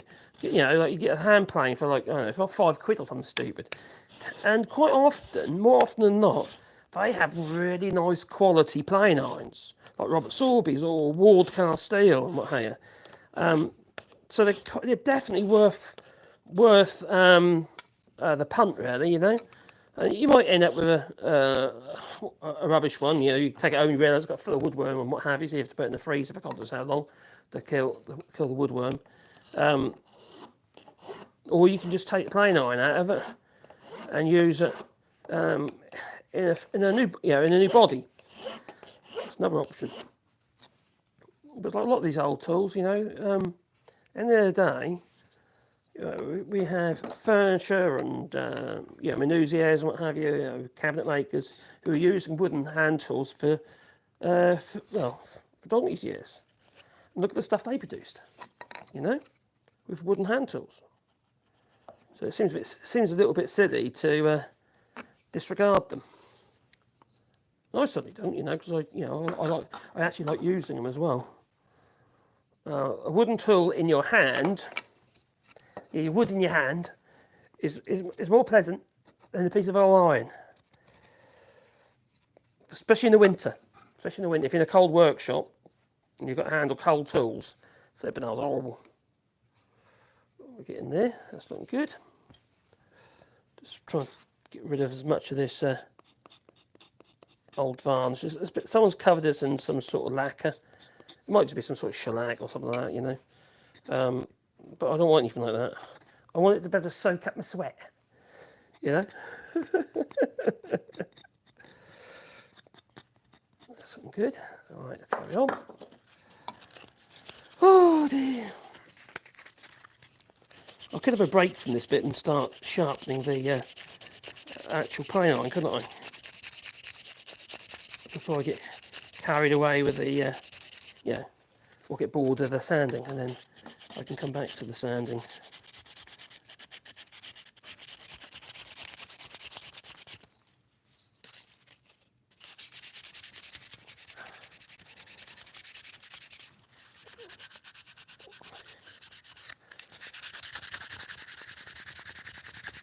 There's also a lot of really unusual tools out there you'd never see again.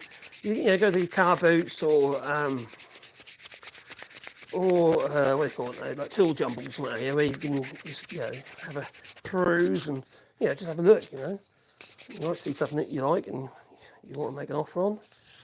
You might not. So what? It's something to take the missus, isn't it?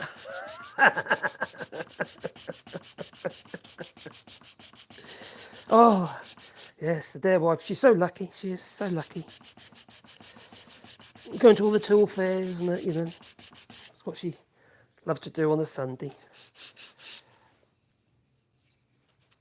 Here you have these things called brocants in France, and you quite often get people selling tools that are cleaned up and what have you. So literally, they just wire brushed them up and made them look shiny, and then they can sell them for a lot more money.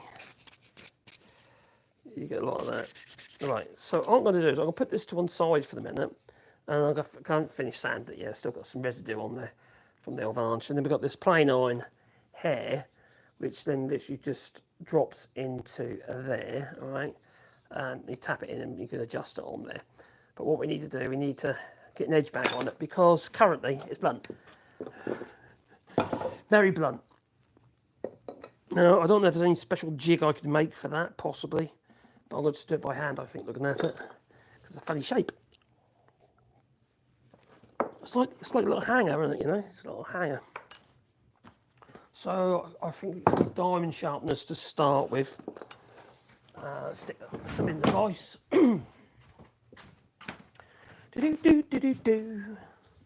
Something that'll go in between the blade, probably.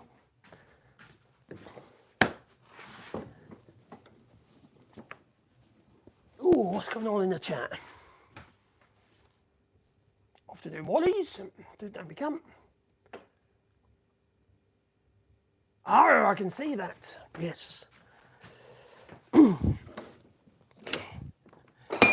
I've made all sorts of stuff in my time since I've been self-employed since 1989.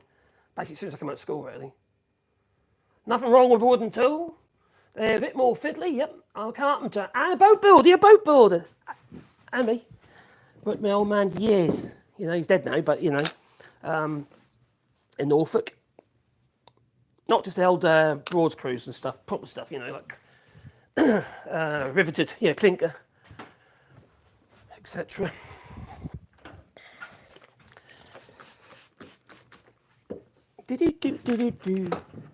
Oh, boat builder, it's compound angles. That's what you get. Lots of compound angles, bit of steam bending, and old gunwales and stuff, and the hog, king post, your keel.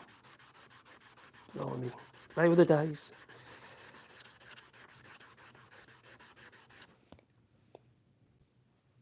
I worked on an old gunboat years ago in the Thorpe, and that had it was all pine. Okay, all the hull was pine. Yeah, they only built for the war, you know. And a guy called Colonel Ashby used to live on this thing, and this boat was diagonal, all right. Basically, there's one board one way, another board the other way, like so. So it's double thickness. It's about 50 mil thick hull in pine, so it's very strong until it starts rotting. And you can actually see it on Google Earth because it took to a basin in Thorpe St Andrew and it sunk eventually because it just rotted out, you know, full of water traps. You know, but the thing was built, you know, for during the war, and a gunboat, and had twin Italian diesels or petrels, I think they were, in there. Dissetti. Anyway, the twin engine, two engines in it. Now those engines were supplied during the war by the Italians, even though they were allies with Germany, the Axis group and all that. So yeah, there were some UK engines. So it feels a bit like Russia, doesn't it, at the moment, you know? And now places like India and what have you have been a bit of a proxy.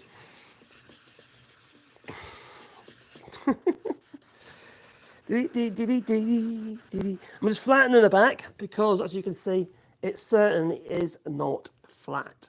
It's high in the middle and low on the sides. You're never going to get a fairly good edge, are you, like that? You know, so it's going to take a bit of work. And then I can work on the actual cutting faces. Let's do that. Be quick if I put it on the linear, wouldn't it? And flatten it. Oh, but yeah, this is like exercise. Which is the coarser one? Is it the 300? Oh, I think that's a 6. Oh my god, all rusting underneath. Oh well, never mind. Ah, dear me. These things are sent to try you. They are.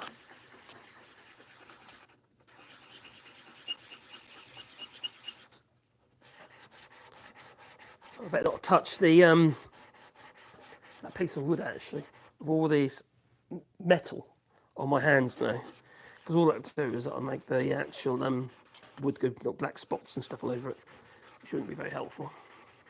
Hello there, Thomas. What happened to the HMS Widdicombe?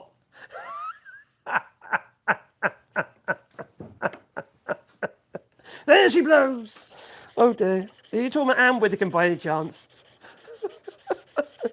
She's a one, isn't she? Crikey. Talk about character.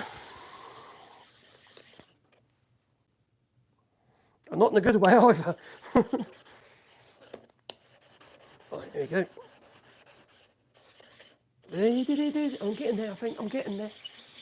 We're working our way through it. We are. Yeah, see. Now, if you weren't watching, I'd go over there. I got my linen shirt. It's basically like a belt sander on the bench, and I'd have probably stuck this into a piece of wood, right? Because it'd be quite hard to hold it straight, and just lower it on that like so, and then flatten the back that way. It'd be very quick. It wouldn't be as accurate. It'll be done so quicker. Oh, there. It's iron sulfates in the metal that reacts to the tannins in the wood, so you can ebonize a piece of wood, make it black.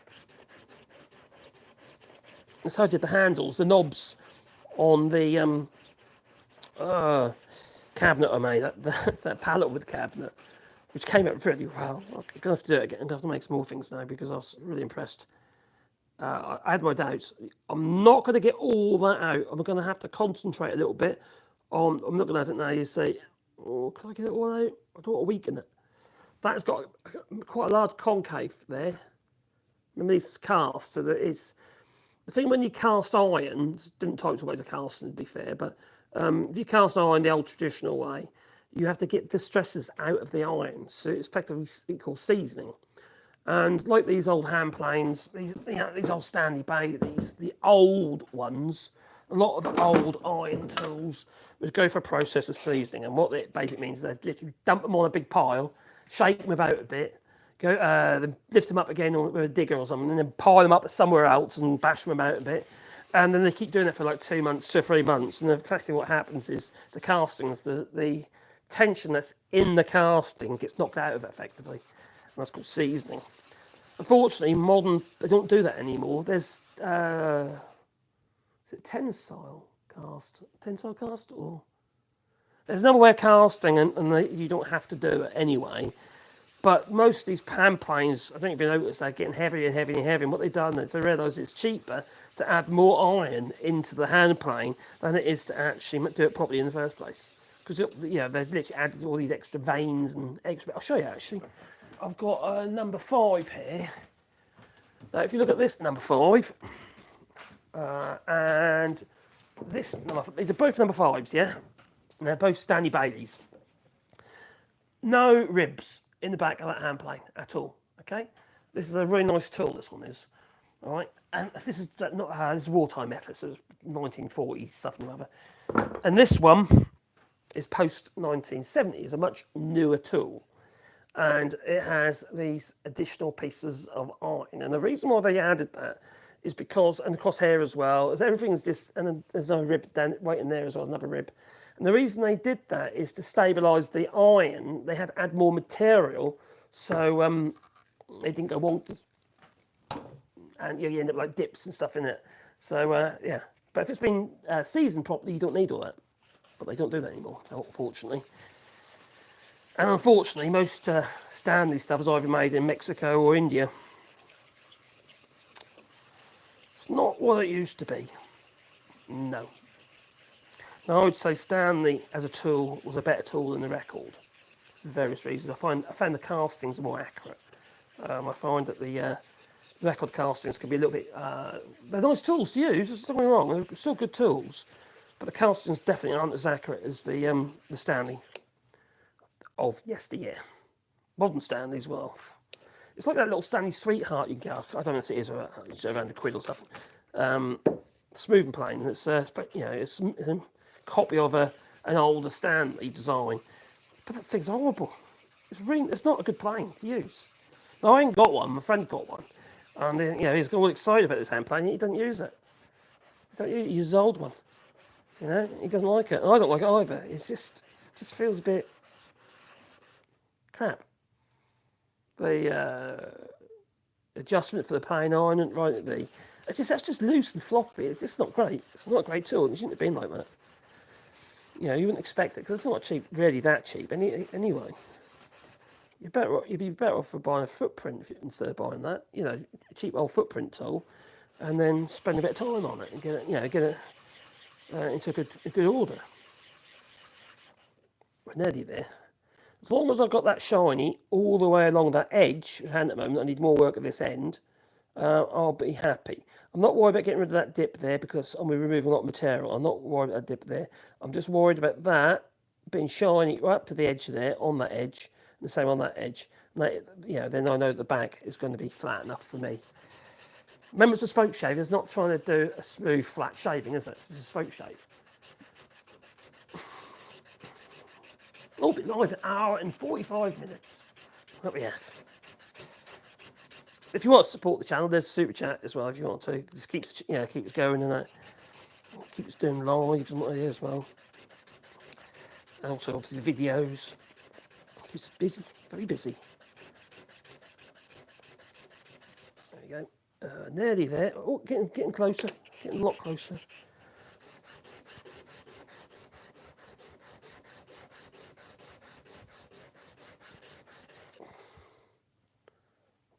As you can see, it's definitely getting there now. Oh, dear. These things are sent to dry you, that they are.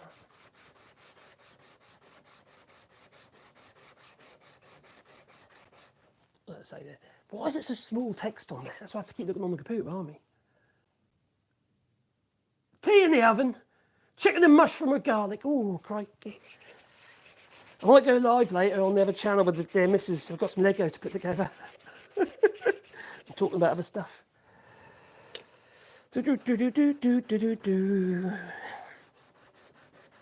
Nearly there. Oh, very close now. It's actually sharpening up as well at the same time.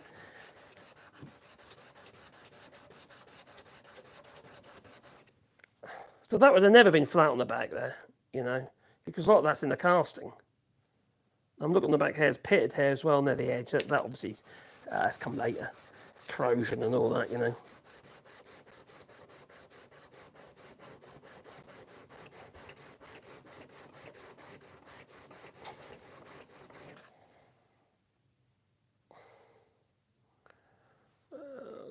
Yeah, it's looking good. I've got to try sharp. The thing about when people try and sharpen these things, this one here has been sharpened more in the middle than the edges. It's got a bit of a round going on there, so I've got to try and do something with that. The bevel, I think, is okay. How far do you take it, you see? Remembering it's not for truing a piece of wood. It's to make a piece of wood untrue. Yeah, you know, bendy. Curved wood. Voluptuous like me. Yeah? No? You agree? No? Okay. Da, da, da, da, da, da. Looking good. Nearly at the end.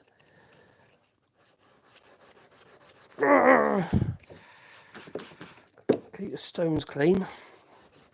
You can clean these with a rubber if you like. You know, seriously, you just literally run the rubber over your diamond stones and it'll take all the muck out. Obviously when they're dry.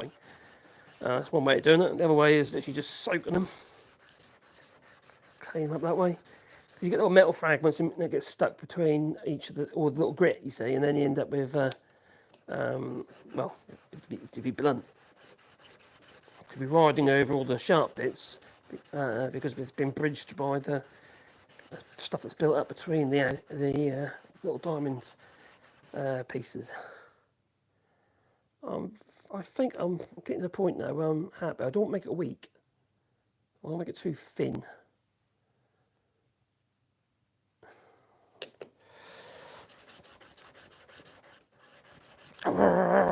So you need a tall mech or something.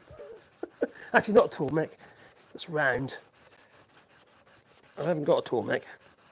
I used to have a flat sharpener. It's like a big round wheel, and it's just constantly flowing oil onto it. That was years ago, and that wore up eventually. And the stone was just so expensive. You know, it wasn't thick enough. I bought it because I saw one. I remember the one they used to have when I was doing my O-level woodwork at school years ago. And you know, we used to have a technician come in. And, we didn't get us to sharpen the flipping things. You know, the teachers had to sharpen tools. No, not in a woodworking class. They don't want you to have sharp tools. They just, they used the technician to come in and do all the sharpening. I thought it was a bit stupid. You know, how can you be a woodworker and not be able to sharpen your tools? You know, it's kind of like, yeah. It goes with the territory, doesn't it? Very close now. And then we'll finish sanding that up, the actual hand tool. I'll probably put some linseed oil on it. And I might give another coat of something else later. Tung oil or something, probably. Let it dry. With tung oil, you put a coat of tung oil on it, leave it for a while, wipe off the excess, and leave it again for, overnight, what have you, and harden up, and you can just 2 or 3 coats like that. You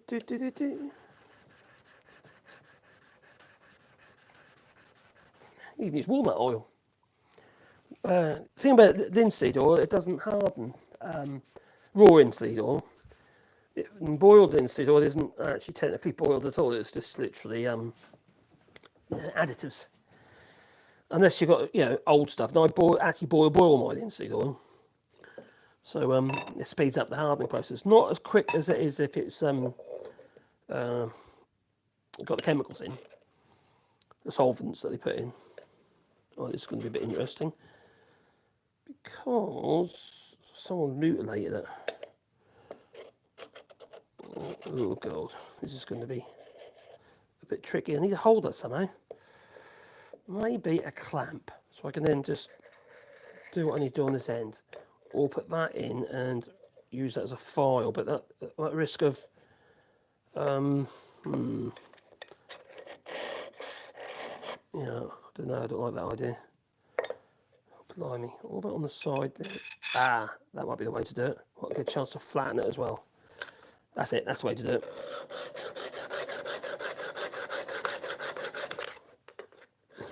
So I've been attacking it, they have.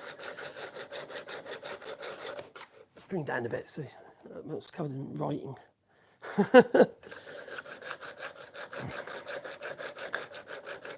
Alright, I will check chat in a second. So we're doing there. So it's high at the ends and low in the middle. Hello, Manard, back again. Yes, alive. Nearly done. Just sharpen it up now. I'll put a new piece of wood in it. Well, if you want to do something, what do you want to do? Skinny dipping? You don't? Too cold for skinny dipping? Oh, I don't know. God, this is so... What's like that? Oh my God, it's got a wrong great curve in it. Someone's mutilated it. I don't know what they've been doing to it. It's high on the corners and low in the middle. Just put this plain iron for this spoke shave, Caroline. It's a little bit bent, not bent, but whoever's been sharpening it has been a little bit, how to put it, aggressive. I don't know why you do it like that, but there you go. Somebody has. Oh, we're getting there. Oh, blimey. No, that's fine, leave it there, don't, because we're going to, obviously, once I get this sharpened up, I'm going to... It's warmer in here than it is in the house. We've got to look at that new boiler down. We've got to look at that new wood burner for the office. Yeah. We found one. We need what's just a really compact one, you see. Narrow. Yeah, because we've got no heating in the office. We've been using our little electric fan heaters. And they're just so expensive to run. There they are. And not, just... I know, it's all expensive, it's true. The rest of the house we do with a pellet burner at the moment. Yes, the wood burner that I made, I made out of old wheels, and a gas bowl. That's what you call it, a sawdust burner. And how that works is because if you put sawdust on a fire, what happens is the sawdust smothers the fire. So what you do is you put like a tube into the fire with a screw vent on the top, so you can adjust it. So you're putting air into the sawdust. So any sawdust I produce or chips I produce, the dust extractor can then go. I was about to just check my battery. How we do for the battery? Oh, I'm okay actually. Good for a minute. Enough time, enough to get this finished. We can burn on the fire in the workshop, but we don't be funny, Carol, but we do run out in here, you know. Oh, we do. And it does get blooming cold. We've done more shutters and things this year. On the house? No, you've had a lot more orders for shutters and things this year. Yeah, but you don't get a lot from them, do you? But I have got a whole load of wood in the in our store, wood store. There's a walnut and oak and chestnut and beech that we could make into boards or into usable pieces, and then we could actually create more sawdust and more chippings. We'll also need to get into that barn and sort it out so we can stack some wood in there. Yeah. Into the barn, or you mean that barn? Yeah. And get some of the wood. They need to chainsaw it up so I can stack it. Yeah. Because soon really, rather than later. Actually, that's something we could have done today, you know. Oh, that's rain. It's been raining in the cooker today. Huh? Today was a washout. Yeah, today is definitely a washout. I managed to clear some of the front garden, but there was all loads of rubbish there. It's fallen down the rain. Oh, we had a gap in the weather this morning. And we went to the dogs for a walk. Took the dogs for a walk. And I cut loads of the stuff out the front front You did. border. You did. But I've only managed to clear. So I'm getting there, but it's more on the ends than it is in the middle. I'm going to leave you. You gonna leave me? Yeah. So we'll take that.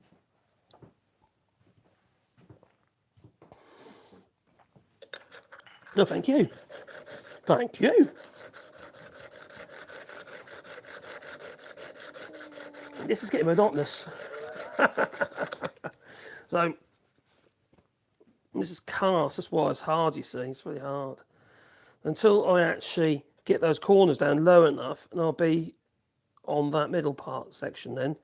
At the moment, it's not shiny at all in the middle there. Very tempted to do it on the linear. I don't know if I'll do a good job of that, to be honest. There's not enough material there. Why do people kill things? They certainly do.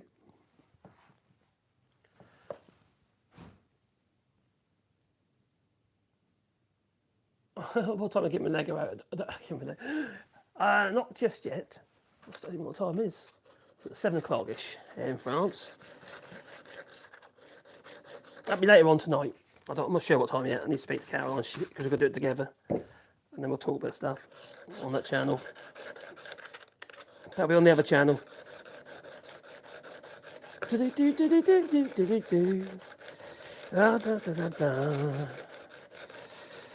Yeah, we did a couple of videos actually. Oh God, it's getting sharp there, blunt in the middle. God, I don't know.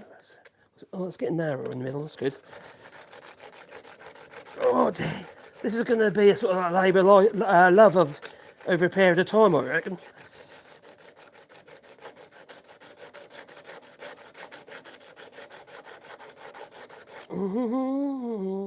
Right, there we go. Oh, getting closer and closer. Crikey, how do people let it get like that? You know? Where did you see a dog? Obviously seeing things, don't I? Alright, I might use a finer, but it's newer, so it's going to be sharper. It's getting there, it's definitely getting there. I feel it now, I've got an edge coming. So I'll try not to cut myself. Let's use this one. These are only cheap diamond sharpeners. These ones are a little bit more, well, actually no, these are only tool pack ones, these are cheap as well. But they're old now, so they're really worn. But you can pick up diamond sharpeners on Amazon and have it really cheap. And although they're not perfect and they don't last forever, you know, they're just, you know, if you try to give it a go and just see whether or not you like them or not instead of oil stones or water stones. I'm not in love with water stones because, for me personally, I just find them, they're fragile. They're quite easy to damage. Now, unless you talk about natural water stone, proper water stones, not the reconstituted ones. The only problem with those is it's quite hard. You can't really tell what grit it is because it's natural, you see. So it could be any grit. There's no way of actually telling it what grit it is. So I've got a very fine water stone up there that I use for my final stage as a sharpening on my plane irons, which is very good.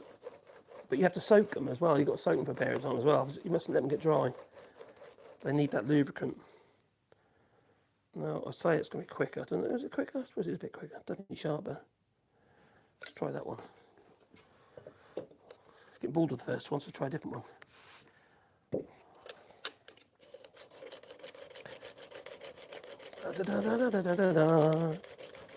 This is a 2,500 grit. The other one was 3,000 grit, and the other one I used a minute ago was a 300 grit. So it's a bit coarser, but it's blunt.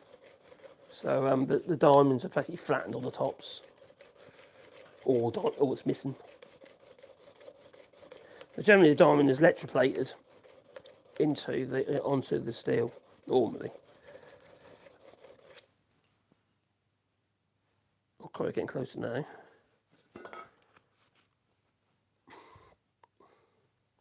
See how much on this. Look at this sharp. On the ends compared to the middle, because someone's been attacking the middle constantly and not actually doing anything with, with the ends. It's just literally being. And I don't want it rounded. I want it straight. So I suppose it matters that much, really, not on something what it's used for. But it don't feel right.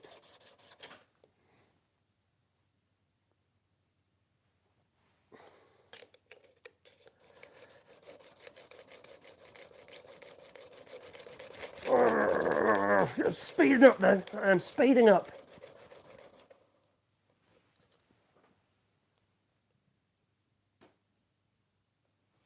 Oh, the boat I was building. Yeah, I started it, and it's literally through there. I've got all the pieces cut out, what have you. But I had I have cut myself. I had a job that came in. It required both my benches, so I couldn't actually carry on with it at the time. But I can now. So I haven't it kind of took the back bench, if you know what I mean.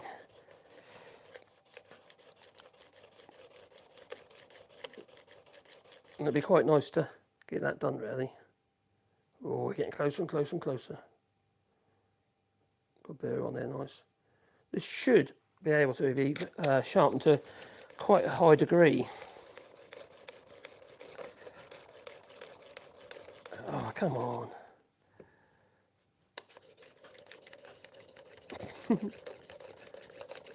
I always manage to cut myself, I do. Or it's like that I've worn through my finger. Oh, we're getting closer. Let's find some just to... Yeah, we're not there yet in the middle. Crikey, why the hell people do that to tools? The ends are very sharp. The middle is not so.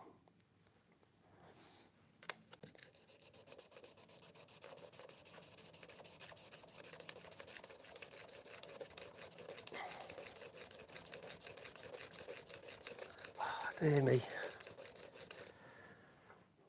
Maybe I need some new diamond sharpeners, eh? The other thing about waterstones and stuff, when you've got to try and sharpen narrow chisels or small things like this, they're quite easy to gouge and damage, whereas the diamond sharpeners aren't. So even oil stones are a lot harder. I generally use like Norton India oil stones, the combination oil stones. And they're ideal to take on site and stuff, you know. If you're working in a damp environment, you don't really want to be splashing water about, do you? You know, that's I quite like the idea of using oil. I was getting there. I did slice myself as well at that. It's getting there, definitely getting there. We are getting very close now. Very close. I don't know how you'd sharpen this on a tool mag. They're popular things, you know, if that's what you like. I'm not a lover. It's round, you see. Don't like the idea of hollow ground. Unless it's a whopping great whale, like 2 foot, you know, 600 mil.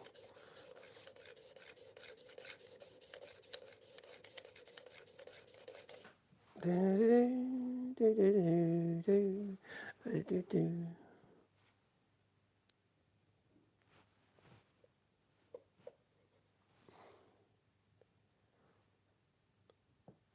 I'll probably just work that edge now onto there.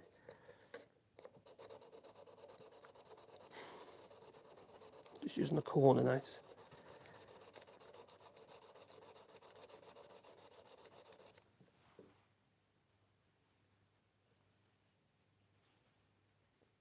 Yes, we're definitely getting there now. I'm trying to make sure to do the full width. That's one way to get more pressure on, is by spreading the load. on a short, not spreading those, intensifying the load in a small area. There you go. This one's got a bit of a chip at the corner, that one. Doesn't matter though. It don't matter. Let's go on that side, let's go on the back.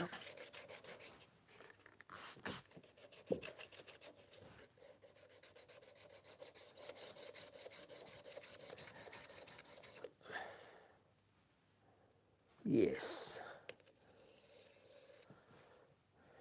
You're not going to strop that, are you? It's not really any way of stropping it, really. Use a bit of leather. Short leather strop would probably work. Or the edge of a piece of leather. This is loaded with sharpening paste, so you might be able to do it with that. I don't like that, normally how I use it, but it's a bit awkward.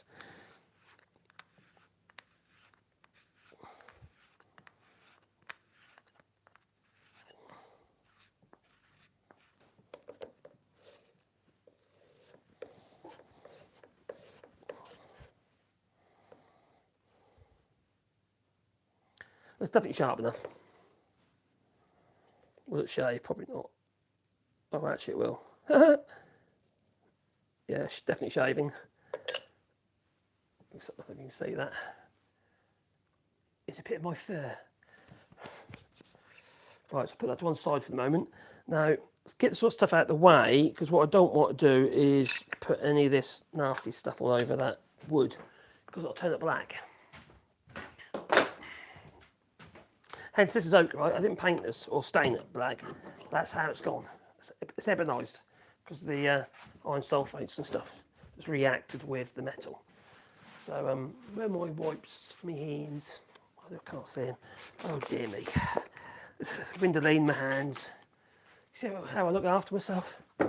Right, let's make sure we've got no. Might get a rubber mat. I can find one. Here's one. But I don't want to put it on there. I'll get the linseed oil ready. Boiled linseed oil, that's what we want. Yeah, that'll do.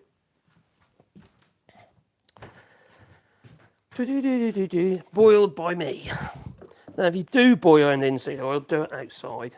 If you don't want to have any solvents or nasty stuff in your linseed oil, you have to boil it yourself. That's how they used it years and years ago. The problem with linseed oil is it's got a certain amount of moisture in it, a bit of water in it, if it's cold pressed.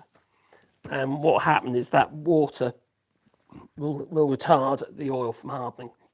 So what they do is they tend to add, I can't remember what solvents they are now, but anyway, they add solvents into it to help it harden. I don't know what solvents they are or how it even works. But when you boil it, you see, what you're doing is you boil it to around 170 degrees. And when it stops bubbling, that's when you know all the water has evaporated. So that is how you do it. If and then that'll dry a lot faster than it would do if you just used raw linseed oil and didn't boil it at all. But most linseed oil you buy now, all linseed oil you buy, I should say, isn't boiled. It's literally just got additives. And if you try and do the older eco thing, do you really want those solvents? I don't know, if you're doing, chopping boards and stuff like that, do you really want those solvents in it? What's that end up in your food? I'll just put blood on it. Got a nice red stain. Sand it off, that's gone. Oh, let it bleed. We have a bleeder. That we do. And it's me. Let's find a bit of, I'm going to have to get a bit of sandpaper in this.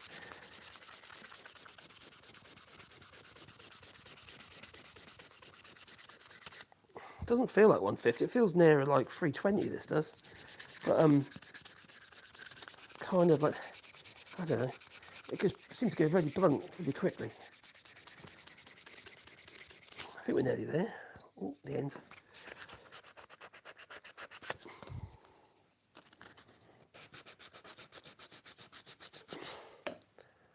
That end as well.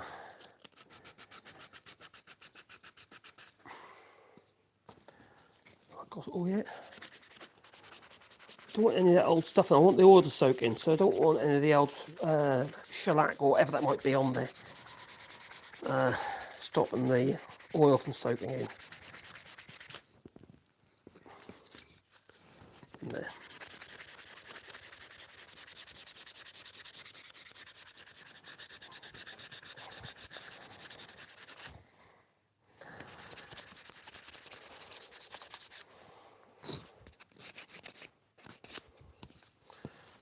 She's new.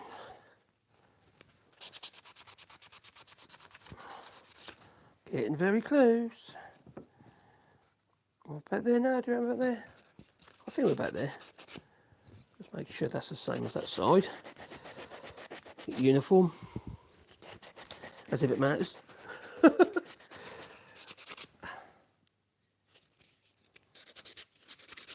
And the thing about linseed oil as well, you can actually sand it afterwards. You know, it doesn't matter with linseed oil.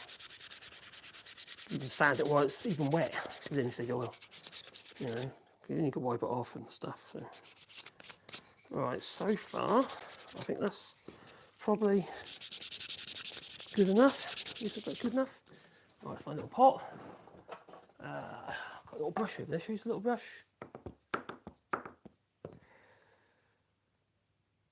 How's it looking? Yeah, it looks right.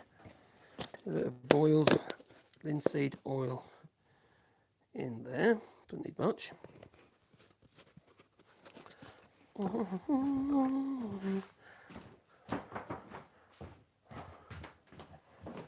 Right. Cheap old nylon brush, that'll do.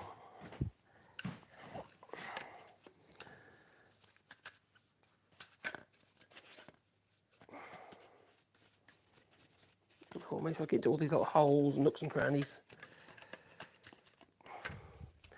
So what we'll do is we'll set it up and give it a go. I'm not going to wait for it to dry, and you can see it like that. I'm going to give it a few coats anyway, and let it soak in. So I'll want to sort of have a go with it.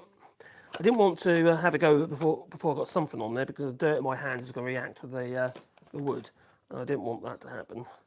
So see there, my little piece of laminated in there. So let's grab a rag, a clean rag. Here we are.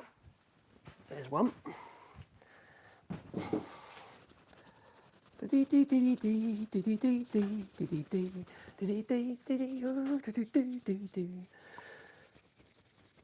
Don't cry for me, Argentina. The truth is, I never left you through the dark days of my existence. Something like that. Right, so far so good. We've got our little plain iron here. Let's make sure it's clean. I don't want there to be any. I'll tell you what I'm going to do. I'm going to clean it with a bit of oil. I'm not saying it's silly, but I'm actually going to wipe that off in a second. Hopefully that'll get rid of any residual. I don't want any residual iron sulfates that are going to react with the wood. Now what you could do, you could lacquer those bits actually, so you've got a bit of protection there between the iron and the wood if you want, but I'm not going to worry. I've got to do some more work on this anyway later. But I've definitely got an edge there, because like I said, I managed to shave with it. Shave some skin off. Right.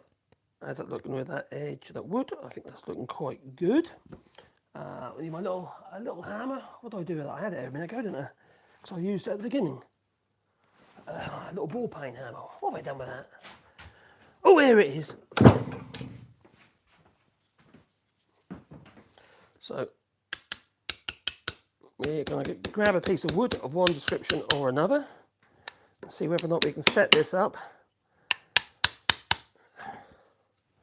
Hopefully we can. Let's move that out of the way. Right. Oh, hang on, idiot. There's me tapping on there and I'm forgetting that's poking through there. No wonder it's moving. That's better. Right. So, providing I've allowed enough room for the plain iron to seat. I should have put different glasses on really.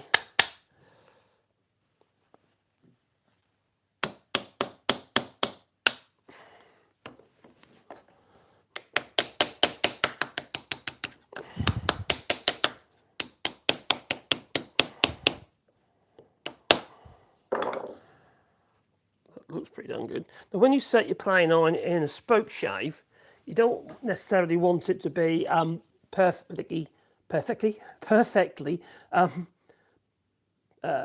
from there to there. Yeah, you actually want to set slightly. What I tend to do, I have it slightly coarser on one end than the other, and that way, as you're feeling it, you can take more material off or less material off. Yeah, it does. You know, it definitely works.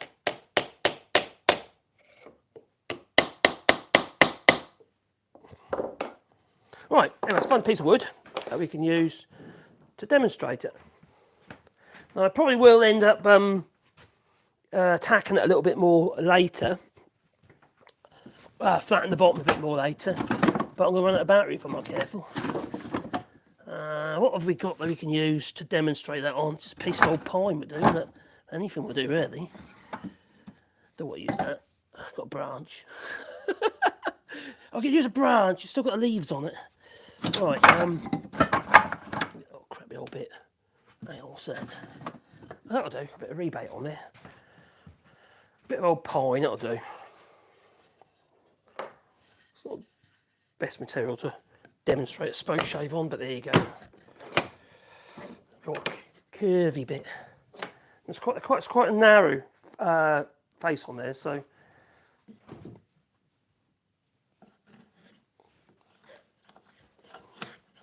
See, look at that. How beautiful is that? You want to round anything over or shape anything up, and the beauty about it is you can rock it. So, from the leading edge to the back edge, you can effectively take more material off or less material.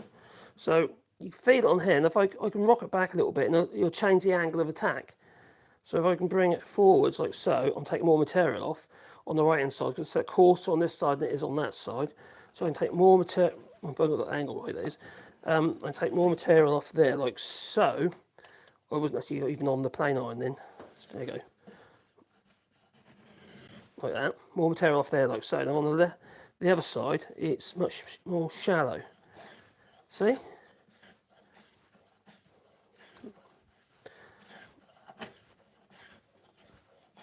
It's shallow on that side, and I come over to the other side, it's coarser. So it works. A treat. It does. Now I'm probably going to work the bottom a little bit more and work the top a little bit more, but it is actually sharp enough. But probably what I'll end up doing, I think, as and when I need to sharpen, I'll bear it all in mind and just say, okay, well, I'll take a bit more off there now. You know, work it a little bit more. So I won't just say, oh, that's good enough. So I'll just keep on at it. But here you go. So you can, you know, salvage a badly worn wooden hand plane. As you said, just laminated in a little piece of oak, and it's, you know, it's done the job. You know, it's now a usable tool again. And give it a few more coats of oil, and probably some tung oil on it, or Danish oil, and then a little bit of wax maybe, just make it a bit nicer. You know, they just feel nice. They feel just nicer anyway, because effectively what this tool is like one of those, okay, a flat soled one. Now you could round that over if you wanted to, and then you'd have one for doing concave. The flat ones generally used for your convex. So flat ones are convex, and if you want to do internal rounds, you'd use a slightly rounded one. And you could, if you want, you could have several of these, and you could literally just change the shape here, slight radius on there, and you know, you change its purpose. So yeah, obviously more radius, for more steep cabriole legs. So yeah, it's come out a treat. I think I need to bed that down a bit more on that side as well. What I mean is, like, this side doesn't want to go down fully, so what I'll do is I'll end up taking it out of there and just see what's going on. It's actually on the existing piece of wood, not on a chisel. So I'm just going to just remove a little bit of material out of there, because it's not going all the way down, you see. So I'm going to just take a little bit out of there, so you can get down to zero on the other side if you want to. That's good. Let's have a look on there. See what happens now. Oh, sorry.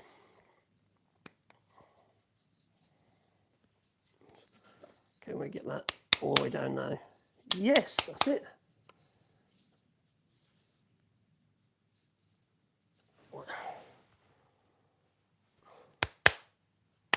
Yep, it's all the way down now. So just a little tweak.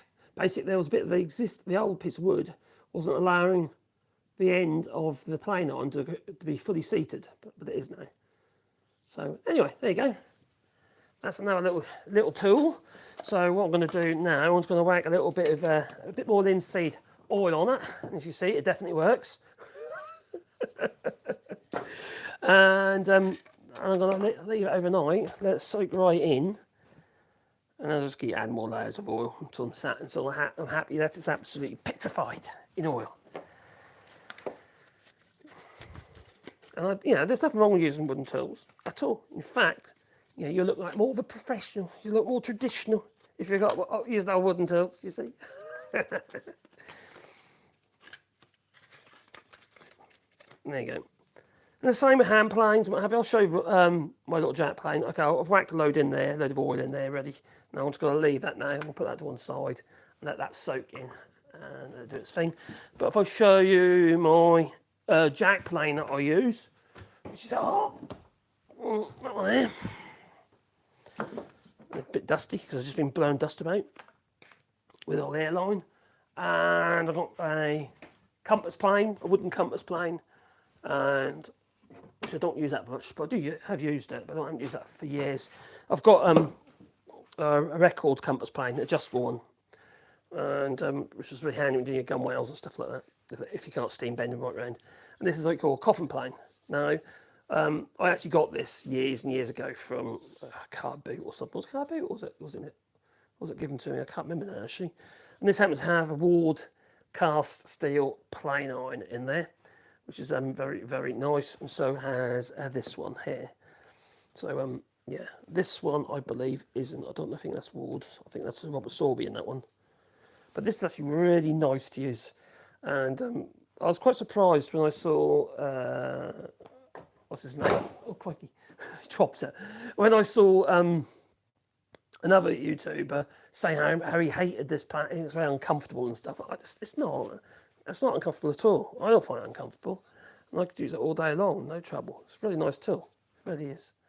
And probably a bit of TLC in that, but I still use it. And sometimes it's just because it's there and I use it because I've got metal hand planes and that as well. But I do actually go for this one quite a bit regarding the jack plane, and it's just nice to use, especially if it's a bit hot and sweaty in it, and or cold even when your tools are getting ready icy. Iron in the winter isn't great. So as you can see, that's all wet and nasty at the moment, and I'll let that soak in and let it do its thing. Anyway, I'm just going to check the chat. I'll bring you with me. Hello, Reese. I'm trying to not turn into a balloon animal. What? Shop vac then, yes. I've got shop vacs. I've got my dust extraction system for my planers and stuff. I've got a vortex cyclonic thingy-majiggy up there, which goes to my pneumatic shop vac next door, and that works really well. Definitely recommend fitting the cyclone. Those things save your bags and your filters.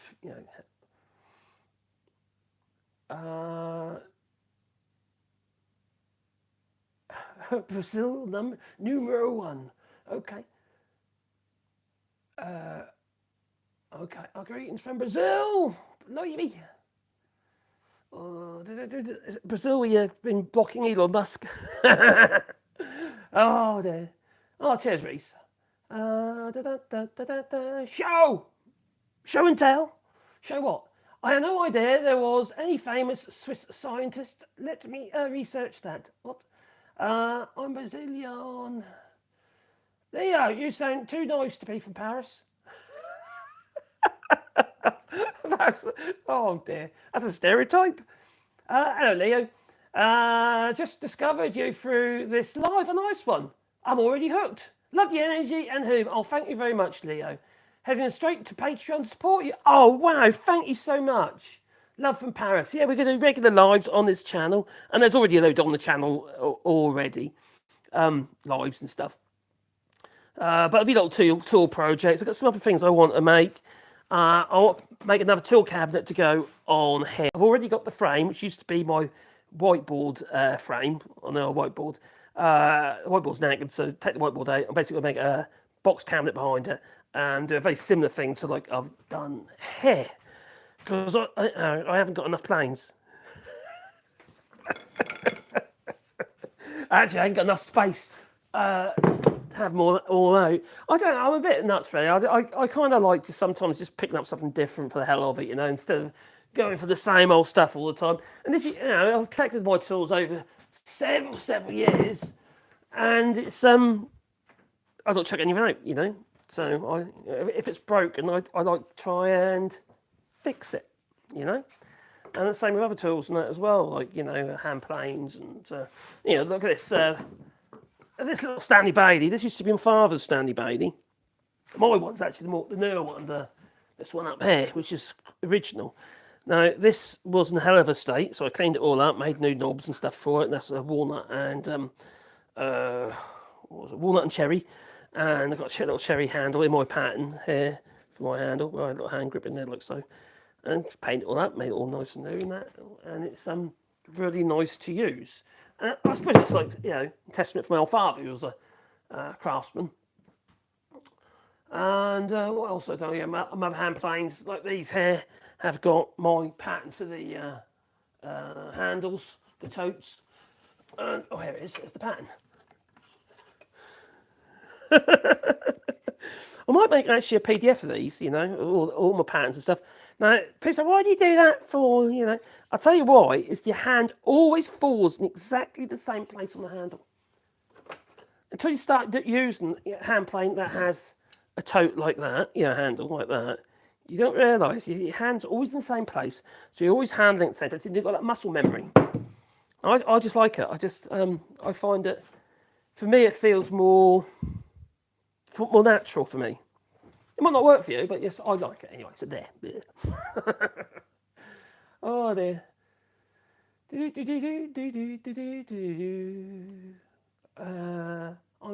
I'm currently trying to restore my great uncle's spoke shape. Excellent.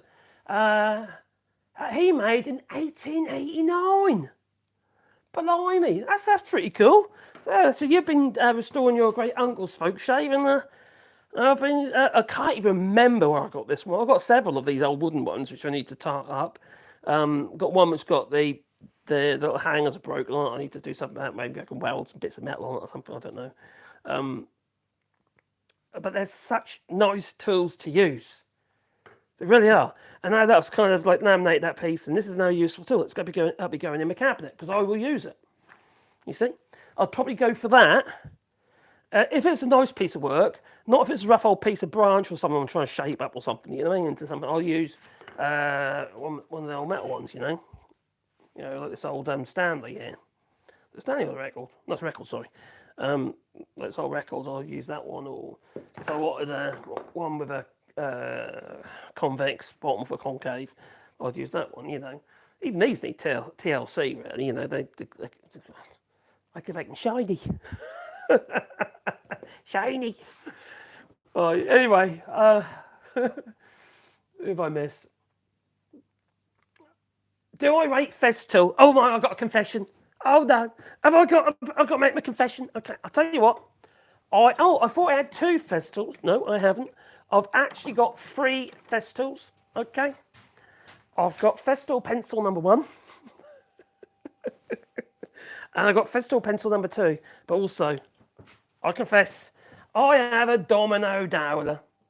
That I do. And I've had Festools in the past, and I wish I still had some.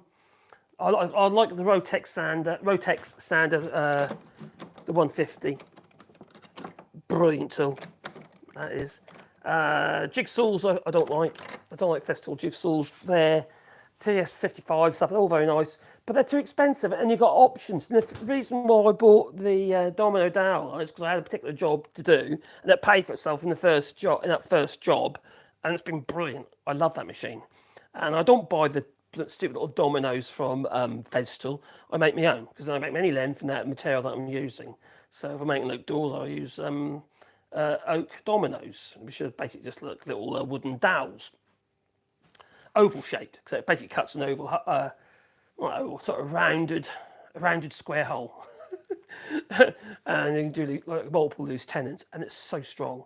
It's really good, really good tool. But yeah, that was like €1,200. So that's quite a lot of money. But you know, I bought it for a purpose. Otherwise, I wouldn't have done. But would if that failed on me, would I buy it again? Yes. If I could afford it, I would. Other than that, you see, but if you look at things like the track saws and stuff, there's alternatives like the Makitas and stuff like that in there, you know, and you don't need to spend Festool money. You really don't for those sort of things. The same with sanders, you know, there's a Rotex version, Makita version of the Rotex sander, which is basically an angle grinder but with dust extraction. So that's one of the things I have a problem here with using old machines and old tools, is the dust extraction is not as good as these modern tools, and especially Fez tools, very good dust extraction. And so it's just one of the things, isn't it, you know? I can't afford to replace all my machines. My old Multico there, it's the second one I've had, and I bought this one here actually from an English guy here in France. The other one I had over here, it was three-phase, and we didn't got the three-phase. We have got three-phase electric here, but I don't need it. I don't need three-phase. I don't do enough heavy work for that. I used to have a Wadkin planer and a Wadkin saw in the UK. I couldn't afford to ship it over here. It was just too heavy. It was expensive. You know, it's not sort of you're going to lift with a couple of guys, you know. You need a forklift. So I got this old jet thing here, which is okay. It's not the best saw in the world. But it's not bad. The DeWalt radial arm saw that I've got over here, I've had this one for several years, but it's actually the third, I think it's the third one I've had. It's the oldest and the best DeWalt radial arm saw that I've had. And it's only got 10-inch. That's brilliant. I use this loads. And when I bought it second hand from a German or Dutch guy here in France. He died basically. I didn't buy it from him, I bought it from his family. And didn't pay a lot of money for it, actually, to be fair. But this one's had hardly any wear at all. I've basically put most of the wear on it. It's brilliant tool. Some people don't like them because they think they're dangerous, but they are if you don't, if you're not used to them, they can be dangerous. And then I've got a couple of band saws. I've got this little electric Beckham. Yet again, I don't need a big one. I don't do loads of resawing and what have you. I've got my mortiser there, which is a compound mortiser. Obviously, loads of clamps. And then loads of chisels. I've got shitloads of chisels and drills and shit like that. But you obviously don't use that many chisels, do you? And I've got my planer. I've got my over and under here. I actually bought this here. Yet again, I couldn't bring all my stuff over from the UK when we moved here. I wish I did, but I couldn't afford to flip and transport on it. You know, for a start, how the hell was I going to get that machine from where they drop it off the top of the hill here into my workshop? No. And also it's three-phase thing. And then I've got this little DeWalt bandsaw. Used to be my father's. It's a bit worn, to be honest. I've got a Linsher over there. I use that loads. You know, that's another machine that if it broke tomorrow, I'd buy another one. Following day if I could, because it's I use it all the time. Not for this wood, but maybe for putting primary bevels on chisels and plane irons. I just make a series of guides and what have you, with magnets in, and it works really well. It's brilliant for that. And when I first got that, it needs doing again actually. I had the top machined, so it's perfectly true. And now it's a bit warm because the belt obviously goes over top of it, so probably needs doing again. That'll cut pillar drill over there. I mentioned about my wood burner. I've got my lathe. Don't forget my lathe. I've got my Shapak lathe over there. That's a proper Shapak, not like those stupid imported things. And my wood burner, which it basically it will burn sawdust because of this. That pipe of welding that goes into the sawdust that provides the oxygen for the fire. Yeah, I think a bit carried away. It was a bit like a minion, isn't it? You know, a bit steampunk. The bench here, I've had this bench, well, within a couple of years of being, I suppose this bench is about 12 years old now, it must be. And it's had all sorts of stuff done. I've done welding, I've done everything on this flipping bench.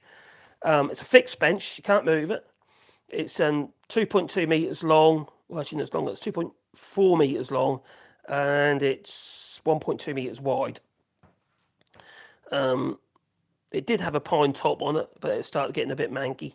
So I just literally double skinned it, put another 2 layers of green chipboard on the top, and that's actually been pretty good as a top, to be fair. And I just sand it occasionally, and I put all furring pieces in and make sure it's perfectly flat. And I put this extra piece of oak around the outside edge, and it gives me something to clamp to as well.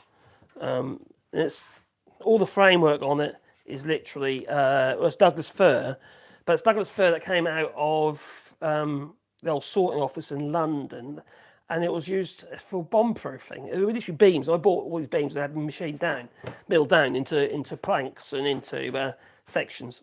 Not sections, you know, just basically like smaller beams, you know, 5x3s and that. And yeah, it's a lovely bit of wood, I tell you. It's like it comes off like lace. It does when you run the plane over it, and there's old Douglas, you know. It's not the Douglas fir you get these days, no. What are you creating? Well, I've created a mess. All right. Now we just restored. I'm now finishing up. All right. I just restored this little spoke shave. I had to laminate a piece in, so we chopped that in and cleaned it up and sharpened it all. And now it works again. So I've now just put another coat of oil on. As you can see, it works. Okay, and it's nice and sharp now. Probably a bit more honing, but I'm just letting it soak at the moment with some linseed oil on there. Then I might finish off with some tongue oil or something, maybe. I don't know. We'll see. So anyway, it will cut. Yes, everything cuts. This live is so useful right now. Honestly, oh, yeah, oh yeah, I've said it already, haven't I? So it'll become. That's pretty cool. That is. That's nice to know. Hey, Wally, what would be the best way to remove the bits of patina from the blade? Mine's pretty sharp. Oh, mine's pretty sharp, but because it's made in 1889, there's a little build-up on it, and I don't want it to dull. Okay, if you want to do something like that, what you can do is you need to make sure you clean it off thoroughly. But you can either use some hydrochloric acid, which sort of stuff you put down your drains and stuff like that, or you can get something like, argument's sake, oven cleaner. It's pretty much the same. But what you must do is wash it a lot afterwards. Otherwise, eventually it'll end up with not corroding it, but they'll just get tarnished. But yeah, a bit of that'll clean off. That's what I use on my table saw blades. It's just clean off all the resin and stuff off the table saw blade, and then you must wash it and you know off. You can't just obviously end up with a bit of a mess. Basically, make it a bit rusty. But it works, it works. But like I say, just clean it off. And also wear some gloves, right? Because they'll burn your skin. Other stuff you can use as well, I suppose. It depends where you are. I know they use this stuff in the US called something green. I forgot what it's called now. Oh, simple green for cleaning saw blades and stuff. But the acid works really quickly, so you can clean up quite nicely with that. So as long as if it's sharp and it's it's relatively flat, just do that. Yeah. There we go. Oh, we've got some hydrochloric in the shed. Oh, nice one. Yeah. Obviously, don't leave it there too long. Don't forget about it. You'll find within a relatively short period of time, within minutes, it'll start reacting with the crap that's all stuck on there.